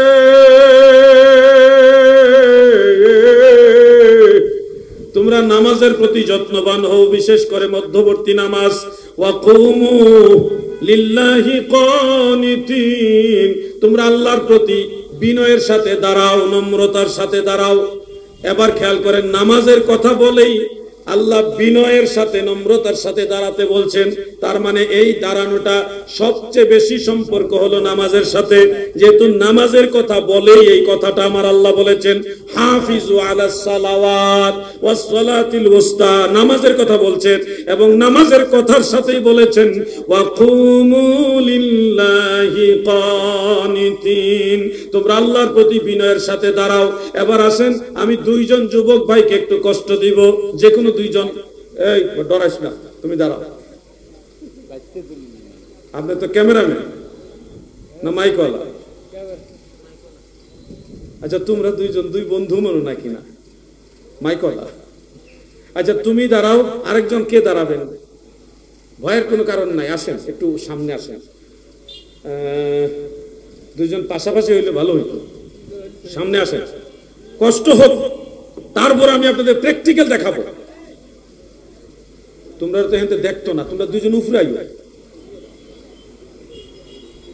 একটু এদিকে বেয়াদবি নিবেন না, তাদের দুইজনকে দাঁড়াতে প্র্যাকটিক্যাল একটা জিনিস দেখাইতে চাই আপনাদেরকে। আসো ভাইয়া সবাই, না এদিক দেন দেখতো না, ওরে এদিকে গেলে সবাই দেখবে। আইসা যাও, কই আইসি, আও এই সামনে আসো ভাই, সামনে আসো, আসো আসো আসো, পাশাপাশি দুজন দাঁড়াও। ভয়ের কারণ না, লজ্জা দিব না তোমাদেরকে। একজনে যিনি পাঞ্জাব এই শার্ট প্যান্ট শার্ট, তুমি বুকের উপরে লামা জাবিদের মতো ধরো, আর পাঞ্জাবি যিনি নাবির নিচে ধরো। সবাই একটু এই দুইটা ভাইয়ের দিকে খেয়াল করেন। আল্লাহ তাআলা বলেছেন ওয়াকুমু লিল্লাহি কানিতিন, তোমরা আল্লাহর প্রতি বিনয়ের সাথে দাঁড়াও, নম্রতার সাথে দাঁড়াও। এবার আল্লাহর আদেশ অনুযায়ী দুইজনই তো দাঁড়াইছে, এখন একজন নাভির নিচে হাত বেঁধেছে আর একজন বুকের উপরে হাত বেঁধেছেন। হাত বাঁধাকে কেন্দ্র করে, আমি কোনটাকে একেবারে অপছন্দ করছি না, কোনো ঘৃণা করছি না, আপনারা বলুন হাত বাঁধাকে কেন্দ্র করে বুকের উপরে না নাভির নিচে, কোনটার মধ্যে বেশি বিনয় বোঝা যাচ্ছে? সবাই বলেন, মেহেরবানি করে একটু বলেন সবাই। বুকের উপরে? আচ্ছা আপনাদের ধন্যবাদ, যাও জাযাকুমুল্লাহ হাইয়াকুমুল্লাহ, আল্লাহ তাদের ভবিষ্যৎ উজালা করুক। আমি কষ্ট দিছি তাদেরকে, উঠাই নাই জন্য আর কি। তো এই যে বিষয়টা খেয়াল করেন, বুকের উপরে হাত বাঁধাটাও হাত বাঁধা, নাভির নিচে হাত বাঁধাটাও হাত বাঁধা, কিন্তু বিনয়ের সাথে সবচেয়ে বেশি সাদৃশ্য রাখে হলো নাভির নিচে হাত বাঁধাটা। মনে রাখবেন, আমরা যারা হানাফি, আমরা কিন্তু কোরআন এবং হাদিস দুইটাকে সমন্বয় করে আমল করি। শুধু কোরআন দিয়ে না, শুধু হাদিস দিয়ে না, কোরআন এবং হাদিস, এবং এটা কারো বানানো না। আইমাই কেরাম, বড় বড় ফকিহ মুজতাহিদ যারা, তারা যেভাবে কোরআন হাদিস অনুযায়ী বলে গেছে ওইভাবে আমরা আমল করি। কিন্তু যারা বুকের উপরে হাত বাঁধে, তারা এসেই বলে বাপ দাদার নামাজ ভুল আছিল, তখনই তো একটা গন্ডগোল লাগে, কি লাগে না ভাই? যখন আপনাকে বলবে তোমার বাপ দাদা ভুল করছে, তখন আপনার একটু কষ্ট লাগবে না? যাই বলো পরে হবে কথা, কিন্তু কথাটা তো একটা মনের মধ্যে কষ্টের কারণ হয়ে দাঁড়ায়। মনে রাখবেন, আমরা জানি হারামাইন শরীফাইনে মক্কা মুকাররমা মদিনা মুনাওয়ারায় 4 মাযহাবের ইমাম আছে, হানাফি শাফিঈ হাম্বলি মালিকি, 4 মাযহাবের ইমাম আছে। কোন ইমাম বুকের উপরে হাত বাঁধে না, আপনারা খেয়াল করে দেখবেন। এমনি মুসল্লিরা অনেকে বাঁধে, কেউ হাত ছাইরেও দাঁড়ায় থাকে। মালিকি মাযহাবের যারা, তারা হাত বাঁধেই না, তারা হাত ছেড়ে এইভাবে দাঁড়ায় নামাজ পড়ে। যারা হাজী সাহেব মসজিদে নববীতে গেছেন, কাবা ঘরে নামাজ পড়ছেন, তারা দেখেছেন অনেক মুসল্লি আছে হাত ছেড়ে এভাবে দাঁড়িয়ে নামাজ পড়ে, হাত বাঁধেই না, ওনারা মালিকি মাযহাবের অনুসারী। আবার অনেক মুসল্লি আছে তারা এইভাবে হাত বাঁধে। অনেকে হানাফি, তারা নাভির নিচে আমরা যেভাবে বাঁধি ওইভাবে বাঁধে। যার যার মাযহাব অনুযায়ী সে আমল করতেছে। আপনি কাবা ঘরের ইমামদের দিকে তাকিয়ে দেখুন, ওনারা নামাজ পড়ে হলো, কাবা ঘরের ইমামদের মধ্যে প্রধান হলো আব্দুর রহমান সুদাইসি, শেখ আব্দুর রহমান সুদাইসি। তিনি অনেক সময় নাভির উপরে হাত বাঁধে, অনেক সময় নাভির নিচে হাত বাঁধে। উনি মাযহাবগতভাবে হাম্বলি মাযহাবের অনুসারী। এইজন্য হাম্বলি মাযহাবের দুইটা মত, একটা হলো নাভি রহমান সুদাইসি, বড় মাপের আলেম বিধায় উনি কিন্তু দুইটাই আমল করে। আপনারা ইউটিউবে যদি সার্চ দেন, আপনারা যদি অনলাইনে দেখেন, দেখবেন উনি নাভির নিচে হাত বাঁধে, নাভির নিচে এবং নাভির উপরেও হাত বাঁধে, দুইটাই উনি আমল করে। আর অন্যান্য ইমামরাও তারা বেশিরভাগই নাভির নিচে, নাভির উপরে বুকের নিচে এখানে হাত বাঁধে। এটা হাম্বলি মাযহাবের আমল। আর আমগো দেশে যারা আছে, এরা হানাফিও না, শাফিও না, হাম্বলিও না, মালিকিও না, এরা যে কি এরা নিজেরাও জানে না। আমাদের না। আমাদের অভিভাবক আছে, আমরা অনুসরণ করি এমন ইমাম আছে।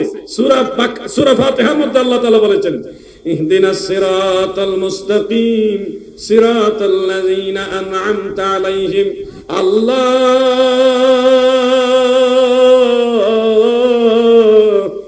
আমাদেরকে সরল সঠিক পথে পরিচালিত করুন, যেই পথে আপনার নিয়ামত প্রাপ্ত বান্দারা পরিচালিত হয়েছে।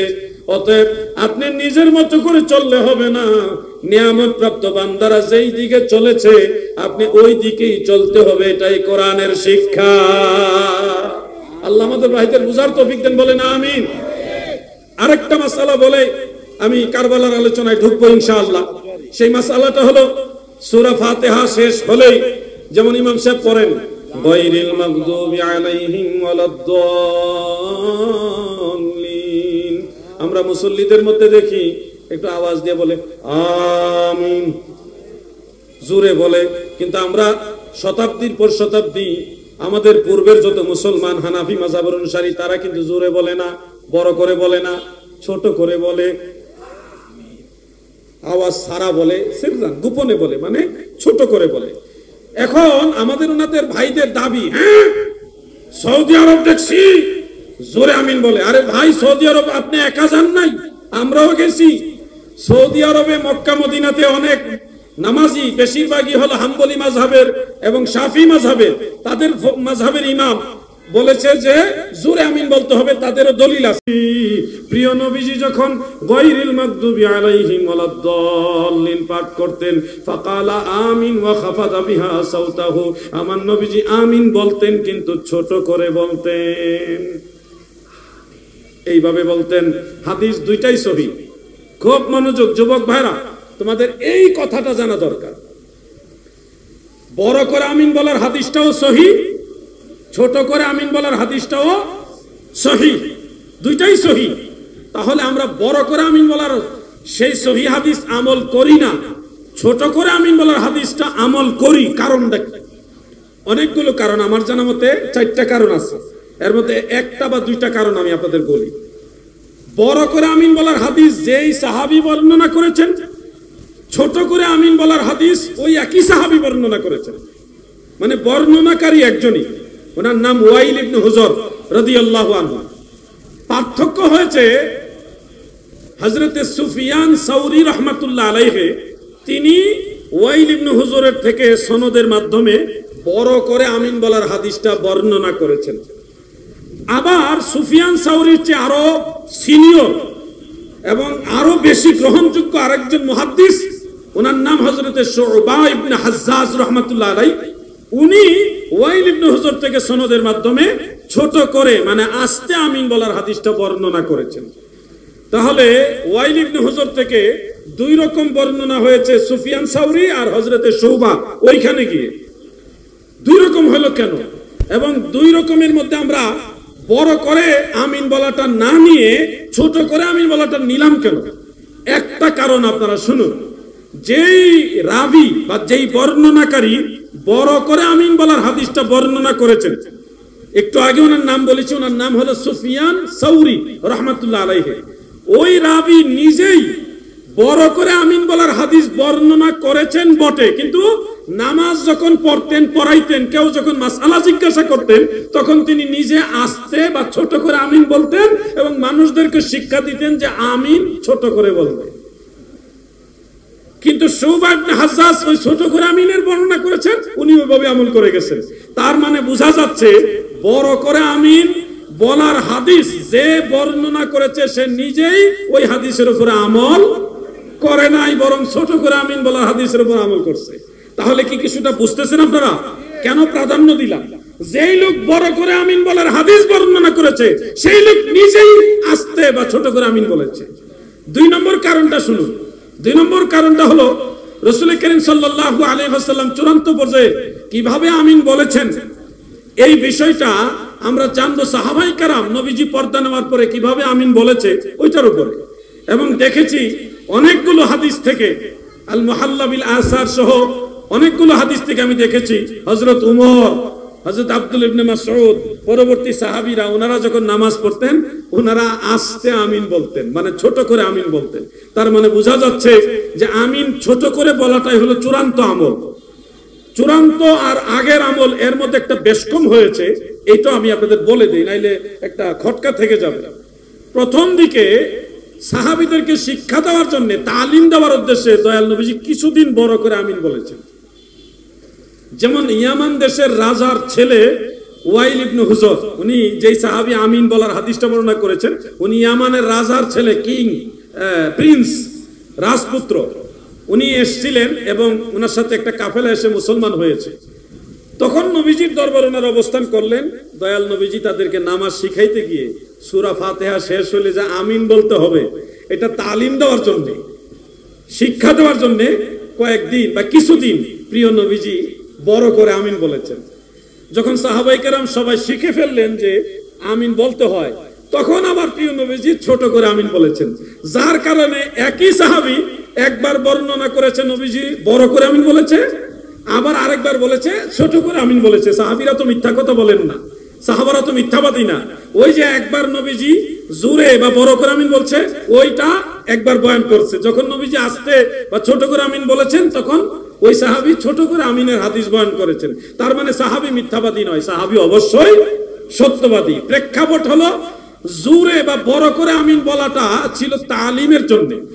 যখন সাহাবায়ে কেরাম শিখে ফেলেছেন, তখন আমিন হয়ে গেছে আবার ছোট করে, আস্তে করে। বিষয়টা কি বুঝতে পারছেন আপনারা সবাই? এই ব্যাপারে ডিটেলস জানার জন্য আমার লেখা একটা বই আছে, প্রিয় নবীজির সালাত। এই বইটা আপনারা সংগ্রহ করেন। দাদু, আমি আলাউদ্দিন জিহাদি একদিন থাকবো না, কিন্তু আপনাদের সেদিনও এই দলিলগুলি লাগবে। Principal Allama M A Jalil রহমাতুল্লাহ আলাইহি এখন নাই, এখন আমরা বুঝি ওনার লেখনীগুলি আমাদের কি পাথেয়। আপনারা এক সময় বুঝবেন, আলাউদ্দিন যেদিন থাকবে না সেদিন বুঝবেন এই বইগুলি আপনাদের কি কাজে লাগবে। নবীজির নামাজ, প্রিয় নবীজির সালাত, এই বইটা আপনারা ঘরে ঘরে নিয়ে যান।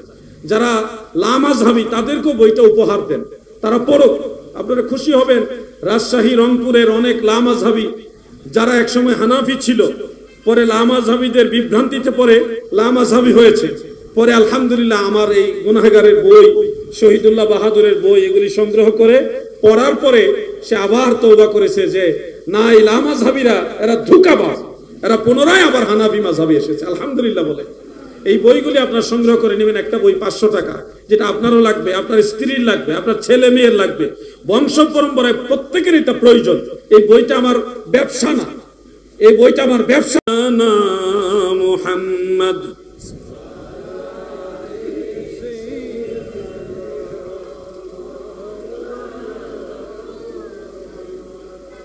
হায় না মন নবী,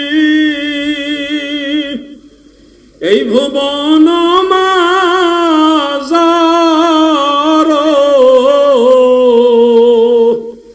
কোন কালে কোন দেশে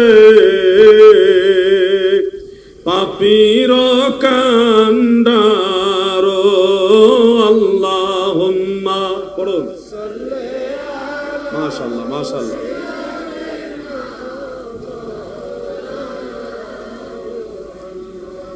ওয়ালা আলি সাইয়্যিদিনা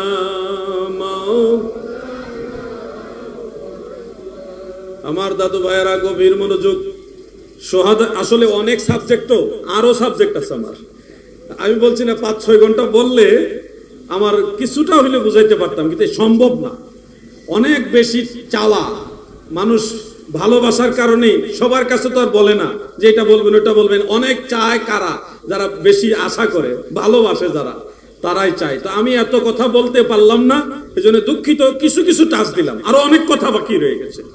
সোহাদায়ে কারবালা এটা এমন একটা সাবজেক্ট, যে সাবজেক্টটা মাসব্যাপী আপনারা শুনতেছেন, অসংখ্য উলামায়ে কেরামের জবান থেকে শুনেছেন।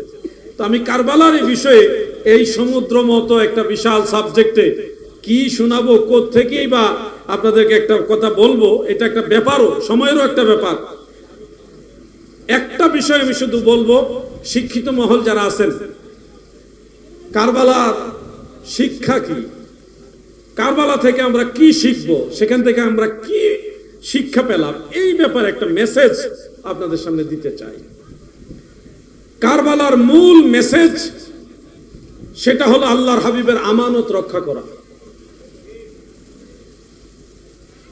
মনে রাখবেন, ইন্না আরাদনা আমানাতা আলা সামাওয়াতি ওয়াল আরদি ওয়াল জিবাল, আসমান জমিন পাহাড় পর্বতকে আল্লাহ তাআলা একটা আমানত দিয়েছিলেন। এই আমানত কেউ নেয়নি, মানুষ সেটা গ্রহণ করেছে এবং তাদের অনেকেই ক্ষতিগ্রস্ত হয়েছে। এই আমানত আল্লাহ তাআলা প্রিয় নবীজিকে দিয়েছেন। নবী রাসূলরা সেই আমানত বছরের পর বছর, শতাব্দীর পর শতাব্দী সেটা ধারণ করে আসছেন। সেই আমানত আমার দয়াল নবী সিদ্দিক আকবর, হযরত আবু বকর রাদিয়াল্লাহু আনহু, ওমর ফারুক রাদিয়াল্লাহু আনহু, উসমান যুন নূরাইন রাদিয়াল্লাহু আনহু, শেরে খোদা মাওলা আলী রাদিয়াল্লাহু আনহু, হযরত ইমাম হাসান ইবনে আলী রাদিয়াল্লাহু তাআলা আনহুমা, এই পর্যন্ত ধারাবাহিক বয়ে আসছিল। এই আমানতটা এমন একটা আমানত, এটা সিনার ভিতরে থাকে। কোথায় বলেন না, কোথায়? আল ইলমু ইলমান ফাইলমু ফিল কলবি ফাযাকা ইলমুন নাফি' ওয়া ইলমু আলাল লিসান ফাযাকা হুজ্জাতুল্লাহি আযজা ওয়া জাল্লা ইলা আখির। ইলম দুই প্রকার, একটা ইলম থাকে সিনার ভিতরে, কালবে। আমাদের কুষ্টিয়ার একজন বক্তা আছে, আমি নাম মেনশন ছাড়া বলছি, তিনি দাবি করেছেন কাল মাথার পিছনে থাকে। উনি জেনারেল শিক্ষিত প্লাস মাদ্রাসায় পড়ুয়া, বিশ্ববিদ্যালয়তে পড়েছেন। উনি আলোচনা করতে গিয়ে মানুষকে এই কথাটা বলেছেন যে কাল বুকের ভিতরে থাকে না, কাল মাথার পিছনে থাকে। কিছু লজিক যুক্তি উত্থাপন করেছেন, কিন্তু উনি এটা ভুল বলেছেন। কাল মাথার পিছনে থাকে না, কাল সিনার ভিতরে থাকে। সহিহ মুসলিমের মধ্যে রাসূল করিম সাল্লাল্লাহু আলাইহি ওয়াসাল্লাম কালবের কথা উল্লেখ করে ওয়া আশারা বিইসবাইহি ইলা সাদরিহি, রাসূল করিম সাল্লাল্লাহু আলাইহি ওয়াসাল্লামের সিনা মুবারকের দিকে আঙ্গুল মুবারক এইভাবে ইশারা করে বলেছেন কালব এইখানে থাকে। সুবহানাল্লাহ বলেন। অতএব আল্লাহর রাসূল বলতেছেন কালব হলো সিনার ভিতরে, আর তুমি কালব মাথার পিছনে নিচ্ছ। কিরে ভাই, কিছু তো লেখাপড়া করবা, একবারে লেখাপড়া ছাড়া ওয়াজ করলে তো হবে না, কিছু স্টাডি করে কথা বলতে হবে। কালব শব্দের বাংলা অর্থ হলো হৃৎপিণ্ড, যাকে আরবিতে হার্ট বলে। হার্ট কি মাথার পিছনে থাকে? এই ধরনের বক্তাদের থেকে সতর্ক থাকবেন। আলোচনা শুনবেন, কিন্তু যাচাই বাছাই করে গ্রহণ করবেন। আমার অধিকার নেই যে অমুকের আলোচনা শুনবেন না এটা বলার। আমি আপনাকে বলবো শুনেন, কিন্তু যাচাই বাছাই করবেন। এই বক্তা আরো বলেছে যে আসসালাতু মিফতাহুল জান্নাহ, বা নামাজ বেহেশতের চাবি, এটা নাকি কোনো হাদিসে নাই, সনদ মতনে কোথাও নাকি উনি পান নাই। তো একটা ন্যূনতম বিষয়, আমাদের মাদ্রাসার ছাত্র যারা ছোট ছোট বাচ্চা 40 হাদিস যারা মুখস্থ করে, তারাও কিন্তু মিফতাহুল জান্নাতিস সালাহ এটা মুখস্থ করেছে। জান্নাতের চাবি হলো নামাজ। আমার সেই ভাই, তিনি জানেই না এটা যে হাদিস শরীফ। উনি বলতেছে সনদে মতনে কোথাও এটা আছে বলে ওনার জানা নাই। এটা সাধারণ বিষয়, উনি জানে না, ওয়াজ করতে ময়দানে নেমে গেছে। এটা জামিউত তিরমিজির হাদিস, মুসনাদ আহমদের হাদিস, হযরত জাবির ইবনে আব্দুল্লাহ রাদিয়াল্লাহু আনহু থেকে বর্ণিত হাদিস। আল্লাহর রাসূল বলেছেন মিফতাহুল জান্নাতিস সালাহ, জান্নাতের চাবি হলো নামাজ। অতএব যে বলবে এটা হাদিসে নাই, ওনার আরো স্টাডি করা দরকার। হুটহাট করে নতুন কোন কথা যদি আপনারা কারো কাছে শুনেন, এটা হুটহাট করে গ্রহণ করবেন না, যাচাই বাছাই করে গ্রহণ করবেন। ভবে হাটেতে হাটক কিনতে এসে চিনতে, নারী লিপিত লোকে মিকেল, বাহিরের রূপে ধাঁধা লাগিল রে তুই, মজিলি মা কালো দেখে ভেলো। প্রিয় ভাই আমার, মহান আল্লাহ তাআলা যে নিয়ামত আমানত আমার দয়াল নবীজির সিনা মুবারকে রেখেছেন, সেটা আস্তে আস্তে খোলাফায়ে রাশিদিন হয়ে, খোলাফায়ে রাশিদিনের শেষ যিনি সদস্য হযরত ইমাম হাসান রাদিয়াল্লাহু আনহু সিনা মুবারক পর্যন্ত এসেছে। এরপরে সেটা এক পর্যায়ে ইমাম হুসাইন রাদিয়াল্লাহু আনহু সিনার মধ্যে এসেছে। খুব মনোযোগ, কারবালার ময়দানে যখন দেখলেন ইমাম হুসাইন শহীদ হয়ে যাবে, ইমাম হুসাইন তিনি জানতেন এই ময়দানে কারবালার মধ্যেই তিনি শহীদ হবেন, আমার নবীজি ভবিষ্যৎবাণী করেছেন। এই ব্যাপারে হাদিস আছে, আমি আলোচনাগুলি রিপিট করছি না। হযরত ইমাম হুসাইন যখন অনুধাবন করলেন কিছুক্ষণের মধ্যেই তিনি শাহাদাতের পেয়ালা পান করবেন, শুহাদায়ে কারবালার যারা সদস্য ছিল সবাই শহীদ হয়ে গেছে, পুরুষদের মধ্যে আর কেউ বাকি নাই, শুধু ইমাম হুসাইন বাকি। আর বাকি আছে হযরতে জৈনুল আবেদিন। ময়ূরনা ময়ূরনা জয়নাল,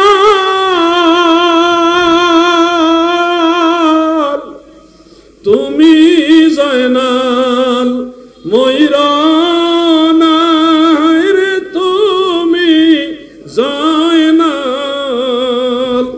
ময়ূরনা,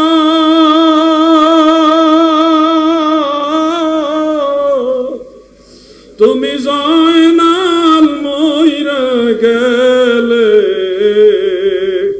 নবীর বংশ রইবে না। জৈনুল আবেদিনকে অসুস্থ শরীরে ইমাম হুসাইন দাঁড় করালেন এবং পিতা পুত্র দুইজনে মুআনাকা করলেন, সিনার সাথে সিনা লাগাইয়া। ইমাম হুসাইনের সিনা মুবারকের ভিতরে আল্লাহর দেওয়া দয়াল নবীজির সিনা মুবারকের সে আমানত নিয়ামত ইমাম হুসাইনের সিনা মুবারক থেকে জৈনুল আবেদিনের সিনার ভিতরে ট্রান্সফার করে দিয়েছে। ও আমার ভাই বন্ধুরা, মনে রাখবেন এই আমানত দাবি করেছিল ইয়াজিদ, সে জোর করে নিতে চেয়েছে। জোর করে নিয়ামত নেওয়া যায়? একটা গান মনে হয়েছে, খারাপ গান না, ভালো গান। আমি সাধারণত এই ধরনের গান খুব কম গাই, আমাদের বক্তারা গণহারে গান গায়, বাটিয়ালি বাউল গান সবই গায়। আমার মাঝে মধ্যে এই গানটা গাই, নিজেই গাই আর কি, ভালো লাগে। আপনারা মাইন্ড করবেন না, গানটা গাইব। চাইলে কেহ পীরের বস্তু নিতে নাহি পারে, উপযুক্ত হইলে দয়াল ডাইকা নিবে ঘরে, তোমায় ডাইকা নিবে ঘরে। আরে যারে ইচ্ছা তারে দিয়ায় মিলায় তৌহিদের মেলা, কেউ বুঝিতে পারে না রে ওলি আল্লাহর খেলা। আরে জোর করিয়া বুঝতে গেলে, যেটা বলছিলাম ইয়াজিদ জোর করে নিতে চাইছিল, জোর করিয়া বুঝতে গেলে তার ঘটে মরণ জ্বালা, কেউ বুঝিতে পারে না রে ওলি আল্লাহর খেলা। এটা একটা মুর্শিদি গান, অনেক বক্তারা গায়, আমিও আগে বেশি গাইতাম, এখন একটু কম বলি, কারণ ভাবের শ্রোতাও নাই। আমরা যদি এই ধরনের মুর্শিদি গান গাই তখন একটা মহল বলবো নি গান গায়। এই জন্য দেখা যায় অনেক মুর্শিদি গান আগে গাইতাম, কিন্তু এখন গাই না, মানে সমস্যা, বালা জিনিসটা খারাপ করে ফেলবে। ইয়াজিদ সেই নিয়ামত জোর করে নিতে চেয়েছিল, কিন্তু আল্লাহর হাবিবের সেই নিয়ামত ইয়াজিদ পাওয়ার উপযুক্ত। তার অনেকগুলি গুণ আছে, তিরস্কার অর্থে গুণ বললাম। 1 নম্বর গুণ হলো সে বেনামাজি, 2 নম্বর গুণ হলো সে জেনাখুর, দুশ্চরিত্রবান, 3 নম্বর গুণ হলো সে মানে নেশাগ্রস্ত, নিয়মিত মদ পানকারী, 4 নম্বর গুণ হলো সে বানর নিয়ে খেল তামাশা করত। এই প্রধান 4টা গুণ যার ভিতর আছে সে আল্লাহর হাবিবের সে নিয়ামত পাওয়ার মতো উপযুক্ত। জালিম বা জুলুমের বিষয়টা তো আছেই, এই জুলুমের বিষয় ছাড়াও তার এই চরিত্রগুলি ছিল। সে একটা কুখ্যাত বেনামাজি ছিল, একটা মদখোর ছিল, দিন রাত সবসময় মদ পান করত। এই লোকটা জোর করে বায়াতের মসনদে বসতে চেয়েছিল। বায়াতের মসনদে যে সে বসতে পারে না গো, খেলাফত যার তার নসিবে জুটে না, এটার জন্য উপযুক্ততা লাগে। যারে ইচ্ছা তারে দিয়া মিলায় তৌহিদের মেলা। এই যে মুর্শিদি গানটা, এটা বুঝবেন, এটা চাইলে আপনি নিতে পারবেন না, এটার উপযুক্ততা আপনাকে হাসিল করতে হবে। এই বায়াতের খেলাফত যেটা, এটা এমন একটা নিয়ামত, এটা যদি আপনি পান তাহলে বুঝবেন আল্লাহর হাবিবের সেই অর্পিত নিয়ামত আপনাকে দেওয়া হয়েছে। এটার আমানতদারিতা রক্ষা করা আপনার কর্তব্য। ভাই, ইমাম হুসাইন রাদিয়াল্লাহু আনহু সে আমানত দিয়ে দিলেন জাইনুল আবিদিন রাদিয়াল্লাহু আনহুকে। সেখান থেকে শাখা বই শাখা হয়ে সারা পৃথিবীতে এই নিয়ামতের অধিকারী পীর মাশায়েখ আল্লাহর আউলিয়ারা ছড়িয়ে ছিটিয়ে গেছে। এখন আপনারা বলবেন বাংলাদেশে তো আওলাদের রাসূল, মদিনা শরীফ আওলাদের রাসূল নাই কেন, মক্কা শরীফ আওলাদের রাসূল নাই কেন? সব কি সব বাংলাদেশে চলে আসছে নাকি? সব নিয়ামত কি বাংলাদেশে আসছে নাকি? আসলে এগুলি কিছু কম জাননেওয়ালা ব্যক্তিদের কথা। মক্কা শরীফ আওলাদের রাসূল আছে। রুসাইফা, আপনারা যারা নিয়মিত ওখানে আসা যাওয়া করেন বা দীর্ঘদিন ছিলেন তারা জানেন দয়াল নবীর 41তম বংশধর রুসাইফাতে আছে, এবং মক্কা শরীফের মদিনা শরীফও আওলাদের রাসূল আছে। হ্যাঁ, ওখানে আধিক্যতার সাথে আওলাদের রাসূল পাওয়া যায় না, সারা পৃথিবীতে ওনারা ছড়িয়ে গেছে। কখন জানেন? ওই বেঈমান ইয়াজিদ সে মদিনা শরীফে আক্রমণ করাইছিল। তার বাহিনী যখন মদিনা আক্রমণ করে তখন মদিনার আবাল বৃদ্ধা বনিতা শিশু কিশোর নারী পুরুষ যাকে যেখানে পেয়েছে সেখানে ইয়াজিদ বাহিনীরা হত্যা করেছে। ঐতিহাসিকভাবে জানা যায় প্রায় 10,000 সাহাবীকে ইয়াজিদ বাহিনীরা শহীদ করেছে। এক পর্যায়ে বয়সের ভারে বৃদ্ধ হয়ে বাঁকা হয়ে গেছে, কুজু হয়ে গেছে হযরত আবু সাঈদ খুদরি রাদিয়াল্লাহু আনহু, তিনি তরবারি নিয়ে ইয়াজিদ বাহিনীর সামনে গিয়ে দাঁড়ালেন। উনি বয়স্ক মানুষ, খুব দুর্বল হয়ে গেছে, সোজা হয়ে দাঁড়াতে পারে না। এই অবস্থায় তরবারি নিয়ে যখন দাঁড়ালেন, হাত কাঁপতেছে, তরবারি কাঁপে, শরীর কাঁপে, কিন্তু কণ্ঠ কাঁপে না। তিনি বলতেছে, হে দুষ্ট ইয়াজিদের বাহিনীরা, তোমরা কেন মদিনায় আক্রমণ করেছো? আমি আল্লাহর রাসূলের সাহাবী আবু সাঈদ খুদরি, তোমরা আমার সাথে মোকাবেলা করো। তরবারি উঁচু করে বজ্রকণ্ঠ আল্লাহর হাবিবের সাহাবী আবু সাঈদ খুদরি বৃদ্ধ বয়সে যখন হুঙ্কার দিলেন, তখন বেঈমান ইয়াজিদের বাহিনীর হৃদয় কম্পিত হয়ে গেল। ভীত সন্ত্রস্ত হয়ে তারা মদিনা থেকে প্রত্যাবর্তন করেছে। মারহাবা বলেন। জিহাদ করতে গায়ের জোর লাগে না, জিহাদ করতে ঈমানের জোর লাগে। যে ঈমানের জোর 30-40 বছর বয়স হলেই হয়, আর অন্য বৃদ্ধ বয়সে হয় না, এরকম না। এটা সেই কিশোরদের হতে পারে, যুবকদের হতে পারে, বয়োজ্যেষ্ঠ বৃদ্ধদেরও নবী প্রেমের জোয়ার থাকতে পারে। ঠিক কিনা বলেন? সেই জজবা নিয়ে চলতে হবে। প্রিয় ভাই বন্ধুরা আমার, আপনাদেরকে বলছি, আবু সাঈদ খুদরি রাদিয়াল্লাহু আনহু তরবারি দেখে তারা ভীত সন্ত্রস্ত হয়ে, আরো অনেক কথা আমি শর্টকাটে ছেড়ে দিলাম। এখান থেকে ইয়াজিদ মক্কা শরীফ আক্রমণ করছে, কাবা ঘরে আক্রমণ করেছে, কাবা ঘরে পাথর নিক্ষেপ করেছে, অগ্নিস্ফুলিঙ্গ নিক্ষেপ করেছে। নিক্ষেপ করতে করতে কাবা ঘর প্রায় ভেঙ্গে চুরমার করে দিয়েছিল। কাবা ঘরের গিলাফের মধ্যে আগুন লাগিয়ে দিয়েছিল, গিলাফ জ্বলে ছারখার হয়ে গেছে।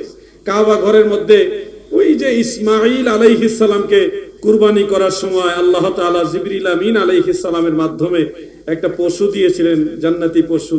সেই পশুটার মাথা এবং শিং কাবা ঘরের মধ্যে টানানো ছিল। ওটা পর্যন্ত ইয়াজিদের দেওয়া আগুনে পুড়ে গেছে, কাবা ঘর প্রায় ভেঙে গেছিল। সেই ইয়াজিদ আজকে কিভাবে মসজিদের মিম্বরে বসে আপনারা ইয়াজিদের প্রশংসা করেন? কিভাবে করেন? সেই ইয়াজিদ কাবা ঘরে আক্রমণ করাইলো, কাবা ঘর ভেঙে দিল, কাবা ঘরে গিলাফে আগুন লাগাইলো। যে ইয়াজিদ 10,000-এর মতো সাহাবীকে শহীদ করেছে, যে ইয়াজিদ মসজিদ নববীর ভিতরে যেখানে দয়াল নবীজি নামাজ পড়তেন, সেই মূল মসজিদ নববীতে ওই যে যুদ্ধের বাহন উট ঘোড়া গাধা এগুলি বাধার জন্য নির্বাচন করেছে, যে এই জায়গায় উট বাঁধছে, ঘোড়া বাঁধছে, গাধা বাঁধছে। উদ্দেশ্য হলো আল্লাহ রসুলের মসজিদের জন্য এই উট ঘোড়া গাধা পেশাব পায়খানা করে। নাউজুবিল্লাহ। সেই ইয়াজিদের প্রশংসা কিভাবে করে? আপনাদের চট্টগ্রামের বিশ্ববিদ্যালয়ের একজন শিক্ষক আছে, আমি নাম বলবো না, সে তার বইয়ের মধ্যে ইয়াজিদের নামের সাথে রহমাতুল্লাহ আলাইহি লিখেছে। গত বছর এই চট্টগ্রামে বদ্দারহাটে আমি এক মসজিদে নামাজ পড়তে গিয়ে দেখি একজন খতিব সাহেব, তিনি বলতেছে ইয়াজিদ সাহাবী ছিল, যেটা নিশ্চয় আপনারা অনলাইনে দেখেছেন। আমি তাৎক্ষণিক প্রতিবাদ করেছি, সামনাসামনি দাঁড়িয়ে প্রতিবাদ করেছি। ইয়াজিদ কিভাবে সাহাবী হবে? ইয়াজিদের জন্ম হয়েছে আল্লাহ রসুলের ইন্তেকালের বহু পরে, 26 হিজরিতে তার জন্ম। আর প্রিয় নবীজি পর্দা করেছেন 11 হিজরিতে। 26 থেকে 11 মাইনাস করলে কত হয় বলেন না? 15। মানে রাসূল করিম সাল্লাল্লাহু আলাইহি ওয়াসাল্লাম ইন্তেকাল শরীফের 15 বছর পরে ইয়াজিদের জন্ম। তাহলে যেই লোক জীবনে কোনোদিন আল্লাহ রাসূলকে দেখে নাই সে সাহাবী হবে কিভাবে? আশ্চর্য হলো, হে চট্টগ্রামের সুন্নি জনতা, আপনাদেরকে পরিষ্কার বলি, কারবালা গত হয়ে গেছে, প্রায় 1400 বছর হয়ে গেছে। 1400 বছর পরেও যারা ইমাম হুসাইনের স্মরণ, ইমাম হুসাইনের আলোচনা এই মুহররম মাসে মসজিদের মিম্বরে না করে ঘুরিয়ে পেঁচিয়ে ইনিয়ে বিনিয়ে ইয়াজিদকে নির্দোষ প্রমাণ করতে চায়, এরা এই জামানার নতুন ইয়াজিদ। ঠিক কিনা?